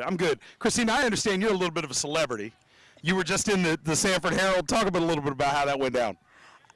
Well, RE/MAX, we get our name out, and we just happened to be at the over at the convention center a few months ago, and a reporter came by our booth and he wanted to do a story on me, so we did that. He came out to one of the properties that I had listed and took some pictures and wrote an article about my previous experience as far as being a Marine in the United States Marine Corps. So that's how that was. So you're a retired Marine? I did almost 11 years. Okay, all right. How was that? It was great. I'm a, military brat, so. So we have a little bit in common here. I'm also a military brat, and I retired from the military. So what branch were you a brat from? U.S. Marine Corps. There's only one. You know how that's different. See, I grew up in an Air Force family, joined the Army. My kids might go in the Navy, they might go in the Air Force, whatever. But once you got a family member, if they do 5 minutes in the Marine Corps, everybody in the family at that point is locked in the Marine Corps. Is that fair to say? That's fair to say, because my father was a Marine, my brother is a Marine, so yeah. You are willing to represent and sell houses to non-Marines, though. Is that correct? That is correct. But I am a military relocation professional, so I do, specialize in relocating military families. So. All right. And how long you been in this game? I have been in real estate for a little over 2 years. Okay. All right. You going to be there for another 15, 20? God willing. All right. Very good. Thanks for talking with us. Now, Mr. Hedges. Yes, sir. Southern Trust is the in-house mortgage lender for RE/MAX Real Estate Service. Is that correct? That's correct. So talk about the advantage of an in-house lender versus having to go track down your own mortgage provider. Well, first of all, we have personal relationships with all of your agents, so they know us, they can communicate with us. There's a level of trust there. We are open and we communicate everything through the whole process, versus if you go with an 800 number or a big bank, they won't communicate to your agent. They won't tell them what's going on sometimes. I'm always there every step of the way, making sure everyone's in the loop. All right, now I'm old, so I remember I've seen interest rates do all kinds of different things over the years. The rumor on the street, the fear that's always out there with people are that mortgage interest rates are going to jump back up. What is what can you expect in a rate right now, and what do you see happening with rates over the next 6 to 12 months? So rates are in the upper threes right now. So we're expecting rates to continue there probably for the next, I'd say at least 6 months. We've got a lot of global issues that we're working on, a lot of inflationary fears, and it's just a different market than we were in last year. The Fed, if you remember, was raising rates every quarter. The whole way through last year, they were talking about continuing that, but the global economy has kind of worried everybody, so we're bringing rates back down, and we're expecting that kind of, just that like global GDP growth to remain stable or constant and keep us in this low rate environment. So it's a great place to be right now to buy. All right. Is your background half as cool as Christina's? No, nowhere near. I studied finance and economics. Yeah, you're right. Lot of love for the Marine Corps and appreciate everything you guys do for us. Thank you. All right. Anything you want to add? No, just you're working with professionals with RE/MAX, so definitely talk with them. They know their market and they know their stuff. All right, very good. Thank you, Christina Miller from RE/MAX, Jimmy Hedges, Southern Trust Mortgage. I got to make sure I get that right. That's been difficult. But thanks for hanging out. I hope you guys have enjoyed a beautiful day of football. Oh, it's been great. Thank you for having us. And if you need help relocating, buying, selling, whatever the case might be, Christina's your girl, and Jimmy will get you financed, get you taken care of. It's my favorite time of the year. Football is back. I would like to personally invite you to come down for your next new or pre-owned vehicle purchase. With one of the largest new and pre-owned inventories in the area, come see us today for discounts that the competition simply can't match or beat. If you drive in Sanford, why not buy in Sanford? Come see me, the deal maker. Come and get that big town deal with that small town feel right here at Crossroads Ford in Sanford. All right, I'm Chris DeLambert here with Coach Ken Neal of the Southern Lee Cavaliers. Coach, it's a great day. Yeah, it's good learning a little bit today. Some pretty good teams out here, though. I mean, Richmond County, Northern Durham, Lee County. So I hope we are. I hope we're at least a good team. And then Apex, so bigger schools and trying to find out what people can and can't do. I mean, that's what this is about. I told the kids, just control what you can, which is play hard, and we'll learn and we'll figure out where to put people at. And that's what you do. You tweak stuff. You don't get to game plan them. That makes a little difference, but everybody should be working their base stuff, Yeah, when Coach Purdue told me what was going on out here, I was interested. I said, okay, that'll be cool. And I had in my mind sort of the level of competition that might show up for this. And then he said, well, Richmond County's going to be out there. And I said, wow, now you've really got my attention. And you guys got to open with them in the first session. Talk a little bit about Richmond County. I want to really take a deep dive into the Cavalier program. But tell me what you saw from that Richmond County squad. Well, may not remember that. I coached at Richmond for a while too, so I know about half the coaches anyway. And don't know any of those kids obviously now, but you just know the culture and tradition. And they're going to play hard. They're big everywhere. I mean, their corners look like my DNs, in some cases. So, but you still got to play. I thought we did pretty good against them. We got the ball to the edge. We got to learn how to block on the edge a little bit better.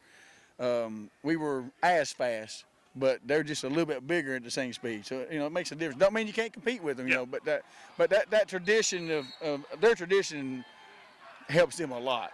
I was worried how my kids would react to it, and they went out and they made the same mistakes they would have made no matter who they were playing. It didn't matter that it was Richmond County. Yep. So I was glad they were able to kind of sort through that. And what I hope is I hope we just, because I think we competed fairly well with them, I do too. But I hope that's the best team we play all year long. That was going to be my point. Is the good news is you're not going to see a team as big and fast as that until possibly the last week of the regular season, because there's some folks over here in Lee County that would say they're just as big and fast as Richmond County. But it was interesting to see the sort of difference between the matchups. You got Richmond County in that first session, and I thought you accounted well for yourself. And then with Apex Friendship in the second session, it was a little bit different. Different makeup. Yeah, absolutely. And they weren't doing the same things defensively as well. I mean, they both were in odd fronts, but Richmond had them flying around doing a lot of things, which is always harder on an offense early in the season when they start flying those kids around, because in practice you got them here, they're lined up here, they're lined up here. You work on how to get and who to get and when to get them. And then out here, all of a sudden, they may start there, but they kind of move. And they move kind of faster than some of the other guys. Like our scout team obviously can't give the same look we would get from Richmond. Yes. So the speed of it you have to adjust to, and they have to learn. They got to learn that. It's going to be different on Friday night than we can simulate in practice. And we got some older kids I think who understand that. But I don't think we were afraid. I don't think we backed down. I think, I thought we competed pretty good. We got a block better on the perimeter. We got some of the younger kids out there and newer kids that are playing that, and we're running the ball a little bit different this year, and they're going to stink and block, or they ain't going to be on the field, and they can't be on the field because there was 4 or 5 plays even against Richmond. We make that perimeter block. We got good gains. Now they're fast enough. Maybe it ain't a touchdown, but it's at least a first down, and they didn't make the block. Well, speaking of the offense, Coach Lonnie Cox was your offensive coordinator the last 2 years. He took the job at Union Pines and was a little bit of a late hire. So I'm sure that kind of threw a monkey wrench into your plans. My question for you is, you're going to be doing the play calling this year, is that correct? I'm going to do an offense. Okay, so optimally, if everything were perfect, would you be calling plays or would you not? You got to get – it's so late when he left, and that's a trust thing. I mean, your coordinators are trust. You are on the same page and you know what's going on and you kind of think the same way. It's almost like being married. I hate to say that, but it really is. You got to have that kind of relationship where you know what each other are thinking and stuff. But it's ultimately my responsibility. And so as far as who was in the position at the time, I felt more comfortable going the direction I did, which is put me on offense because it's been 2007 was the last time I called offense. That's right, riding the bike. Don't worry about it. No, I've been loving it, man. It's been challenging because I've been going back and flip the other side of the ball now, right? Because, I've been, for the last 11 years, I've been defending that stuff. And so now I know what causes problems too, though. So I'm like, look, we can do this because it puts this in the conflict. From a defensive standpoint, it helped me offensively. Now I just got to kind of rewrap my mind. Patterson's already told me that I've done turned on him, that I'm an offensive guy now. I ain't defensive guy no more. And I'm like, dude, let me tell you something. Whatever side of the ball I'm on, that's the one I'm concentrating on too. I mean, I'm concentrating on the whole team, but I'm in charge of the offense, and we're gonna get it right, and do it. All right, we'll talk a little bit about Thomas Harrington. Harrington's a young man that, from the time he came into the program as a freshman, before you got there, he was the heir apparent to the quarterback position. For 2 years, he sort of split snaps. It was changing system, going through. This is year 4. This is it. Talk about where he's at with his progression. Thomas is and can be a coach on the field. Honestly, he is a very smart football player, and he's learning where my mind is on things. And when he comes off, I look at him and say, "What could we do there?" Because because of the scheme. And he was like, "Oh, we could do this." Yeah, because what I want to be able to do is this is the old school kind of thing, where the quarterback comes up, looks the defense over, and checks you into the right play. That's what we want to progress to. So you can now it may not be a great play, but it gets you out of a bad play. Because bad plays get you beat in football. Great plays obviously win, but enough good plays you'll still win. You get 2 or 3 bad plays, you get your tail whipped in football. So we want to get to where he can come up, look like, I know Coach Neal called this play, but that ain't good. We're gonna check to this to get us out of a bad play. And he can do that. He's a smart football player. In pre-snap, he'll make himself better. He can throw it good. We didn't pass pro good against Richmond at all for him, though. The second time we did a better job, kind of got over there and cleaned it up a little bit. So, those things kind of take time, too. But they weren't putting much pressure either, though. They were not stunting and flying around like Richmond was. And like I said, them linemen, their head was spinning, man. I looked at them in the huddle, and I'm like, let's not call that anymore because we can't fix that till we get over there, So once we got over there, we kind of cleaned it up. And they did better on that. The linemen did pass pro for the second session. All right, a couple of big-time weapons returned on that offense along with Harrington. Tanoa Lockley, one of my favorite players ever. And I know he's down with an illness. You expect him to be back at 100%? We do. And again, I talked to his mom and dad there and told him just, get him healthy. And that's the most important thing. I love football, and I know he does, but get healthy and let's get back. He's played for 3 years. You know what he can and can't do. You just got to get him healthy, back from the illness, and not get the rest of the team sick too. You get 50. I only got 40 out here anyway. He come in and get 10 of them sick. I ain't got. It's tough. And then we had a few other kids. Different reasons are not out here today. Some more injuries. Rodney Ingram's hurt a little bit right now, and not the scrimmage ain't important, but why take the chances, right? He may be 70% right now, so he's out hurt. Caden Reinhardt, he's out today. Keyshawn Mays is out today. So we got a lot of people out too, and it's great. These young guys are learning, and so maybe they can compete for a starting spot. If not, at least you get depth out of it. Well, it's great, and you talk about depth. I think last year Ingram probably exceeded anybody's expectations coming into the season. That young man's a thumper. Boy, he's fun to watch. And Nick, who was there last year too. Nick's doing it right now. Nick's fine there too. You're going to see them together in the backfield this year a lot. Okay. Of course, now, I mean, Coach Cox I let him caught last year, and he didn't necessarily like to have those two styles together. I've already told him that's my bubble gum group. We're going to chew stuff up with them. Well, I tell you what, I wouldn't pretend to ever give you any advice, but I'm telling you, if I show up at a Southern game and I'm expecting what in my mind is a winning game plan, Ingram's going to touch the ball 20 times. I'm just putting that out there for you. I hope both of them touch it 20 times and average 5 yards a carry. All right, Coach, anything you want to add? No, I mean, we're going to go down here and get them stretched back out and get ready for another good team. I was sitting there watching them a minute ago. Northern Durham's a pretty good-looking team, too.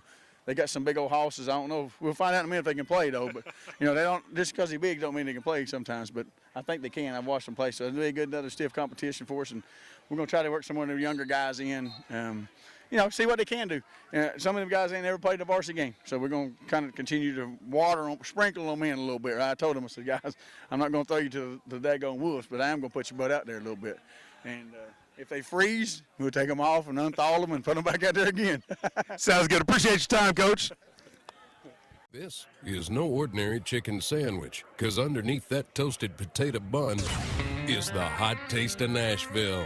Introducing the new Zaxville Hot Sandwich with a hand-breaded chicken filet smothered in peppery Zaxville hot sauce with sweet and zesty pickles. The new Zaxville Hot and Honey Butter and Bacon Filet Sandwich meals for a limited time, only at Zaxby's. And don't miss Shazam! Shazam! Rated PG-13. Experience it in IMAX. All right, Chris DeLambert here with the queen of real estate, Crystal Copas. Crystal, how are you? I'm hot. How are you? I'm hot. I'm hot. We actually talked about how nice it was upstairs in the booth. The breeze was blowing through. I came down to the field, and I take back everything I said. It's just after the noon hour, and it is hot as fire. It is. And so you were up in the booth? And so what's going on? It's cool up there? Oh, yeah, the breeze. No, there's no AC. No AC. We need to fix that. But just the breeze coming through there. It was nice and cool. And, of course, it's gotten to be midday. But you guys have been out here interfacing with the public, giving out some water, talking to folks. Talk a little bit about what you do. And in particular, I was in the new Palace up in Apex. Talk about the new office, too. So we started a new office. We actually started that last year, and it was downtown Apex. And then we moved to the shopping center plaza so that we could get some more traffic in, get on the bottom level. We were in a suite in the downtown area. So we opened those doors April of this year. So. Your heart's still in Sanford, though, right? Yes, absolutely. Absolutely. How's everything worked out in Apex? So far, so good. We've got a couple of new agents that are there. We have Frances Strickland. She runs the office if you come anytime between 9 and 5 hours. 5th hour. What am I trying to say? 5 p.m. You'll find Frances. And then we have Brandy Odoms up there. Gabby Murillo was doing some time up there, too. She's trying to get into that market a little bit. And, she's big in meetings and going to chamber and getting involved with the community. So she's doing some of that. Tony Totsky's there.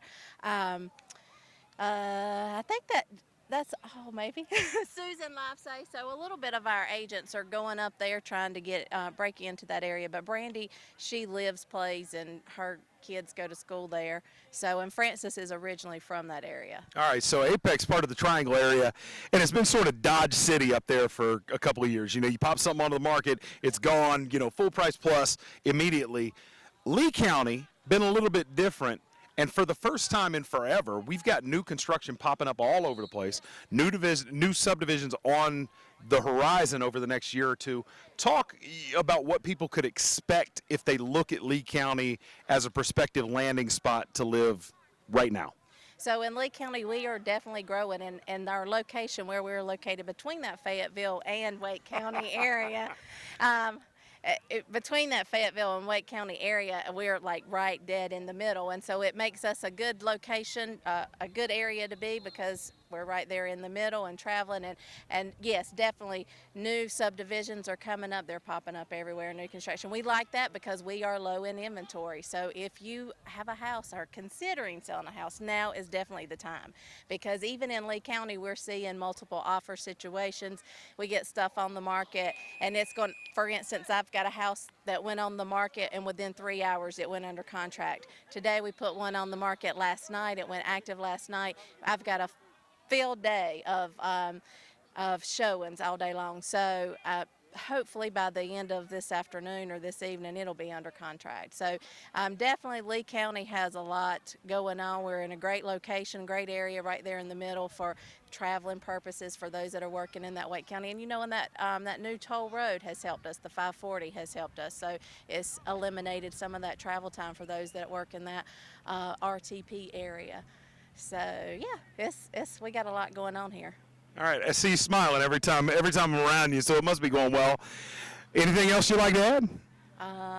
We have a property management company too, Lamco Property Management. We have primarily been in Lee County area, servicing it for our property management. For those that have investment properties, we take away that worry, that hassle. We finding tenants for your investment properties. We do an extensive check on our tenants that are coming in, background check, criminal check. We make sure that they have a job and that they can afford the rent that they're going to be paying. We do biannual inspections to make sure that your home is inspected and that they're taking care of the houses that they're renting. And so yeah, we have that. We've put that into Apex as well. So we've taken on and even in the rental market, that's it's booming in that area as well. So anything you need, literally. Yes. As it pertains to real estate, Crystal Copas, RE/MAX Real Estate Services, she is your point of contact. Check her out, whether you're listing, looking, anything in between. Crystal Copas, RE/MAX Real Estate Services. Got it? Yes. All right. You got it. Have a wonderful day. Thanks. Are you ready to sell your home and don't know which realtor to choose? Well, not all realtors are the same. I'm Crystal Copas, and I don't just stick a sign in the yard, throw it in the MLS, and hope to collect a commission. I provide a customized marketing plan that includes professional staging, photography, videography, and drone at no cost to you. Contact me, Crystal Copas, with RE/MAX Real Estate Service, and let's get your house sold. 919-356-5402 or visit me at crystalcopas.com. All right, Chris DeLambert here with David Lamb, co-owner of Lamco and RE/MAX Real Estate Services, and you have added a new title, and that is PA announcer for Lee County High School sports. That gonna be a full-time gig for you?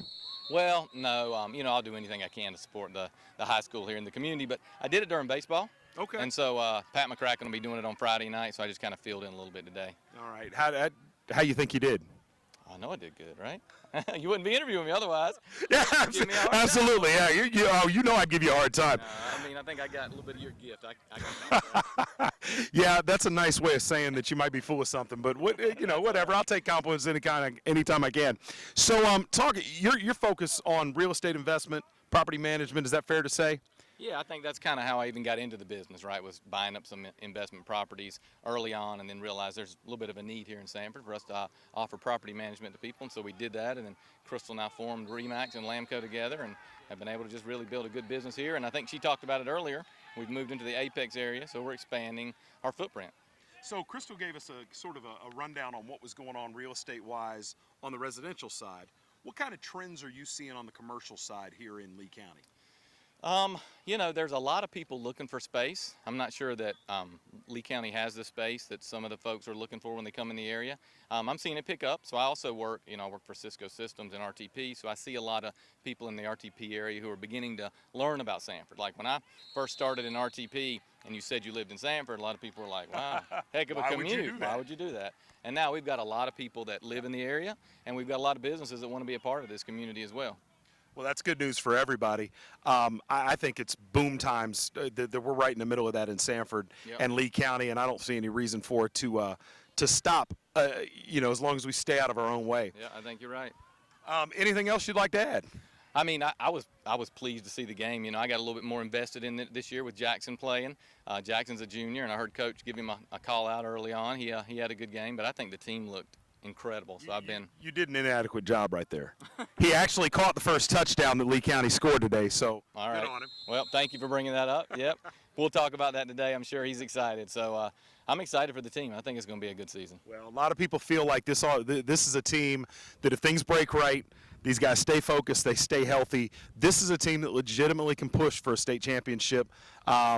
You'll get to be along with the ride as more than just an outside observer. So buckle up. Yeah, I'm excited. You know, Coach Bordeaux puts on his schedule every year the championship playoff game. So he puts that on there. He puts it in front of the men every season. And he says if he doesn't plan on it, we'll never get there. So I think they're planning on it, and I think you're right. They got a good shot.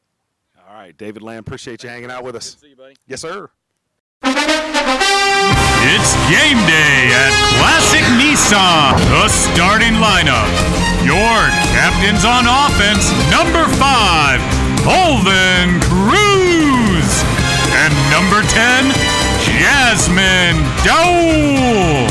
Your captains on defense, number 55, Wesley Tater Womack. Number 7, Steve Dandrin. Whether you're a Yellow Jacket or a Cavalier, everybody gets a classic deal. For sales, service, or parts, visit us at ClassicNissanSanford.com or in person on Highway 87, right across from Walmart in Sanford.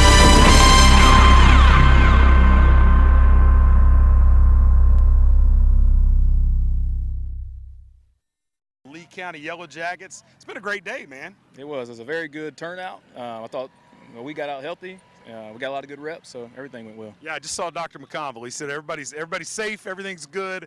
What do you feel like you accomplished today? I think we got a lot of guys on film. Guys are trying to figure out if they can be starters or second group. You know, we got a lot of depth questions answered, I think. And once we watch film, we'll definitely get them answered. All right, so this is a heck of a collection of ball clubs out here. Gave you a chance to work on some things against Southern Lee, a team that that you're familiar with.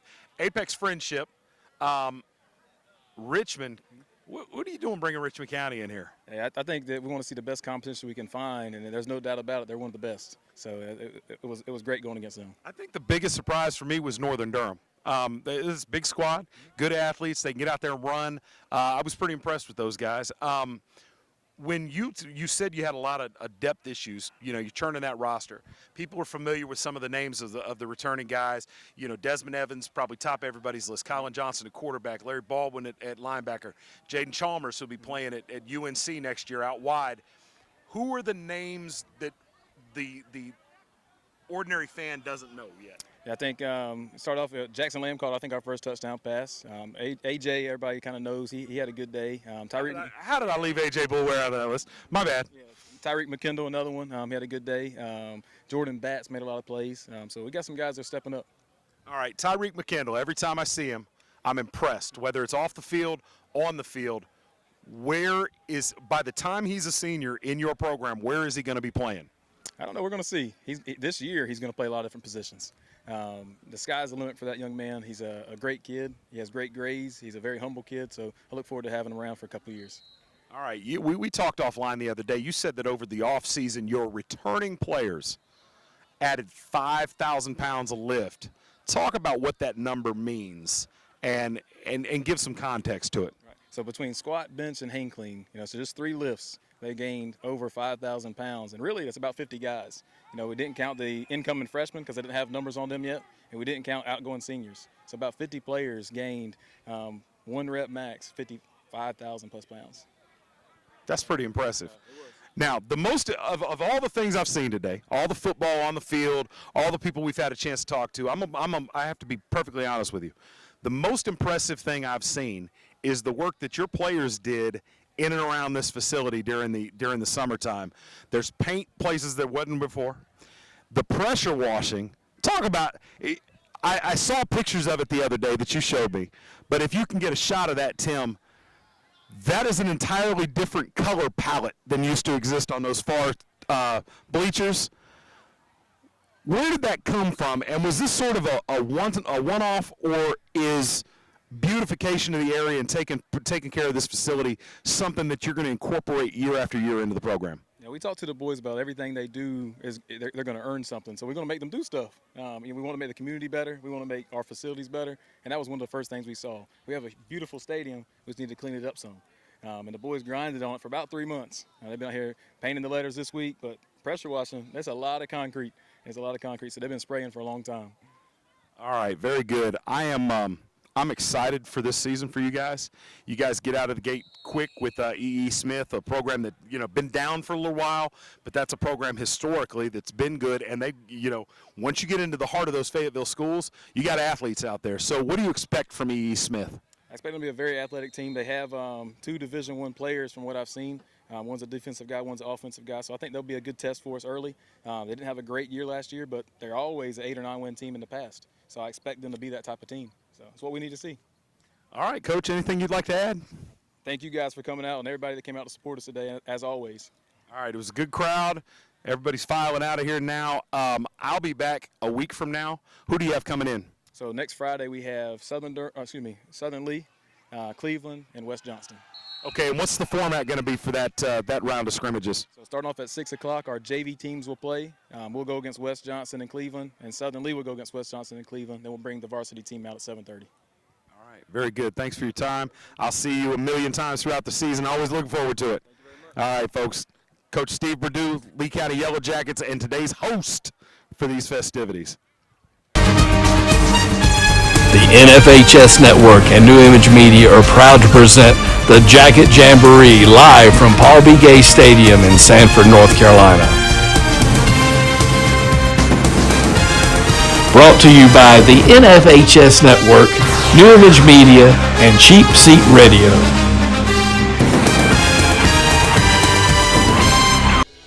Are you ready to sell your home and don't know which realtor to choose? Well, not all realtors are the same. I'm Crystal Copas, and I don't just stick a sign in the yard, throw it in the MLS, and hope to collect a commission. I provide a customized marketing plan that includes professional staging, photography, videography, and drone at no cost to you. Contact me, Crystal Copas, with RE/MAX Real Estate Service, and let's get your house sold. 919-356-5402 or visit me at crystalcopas.com.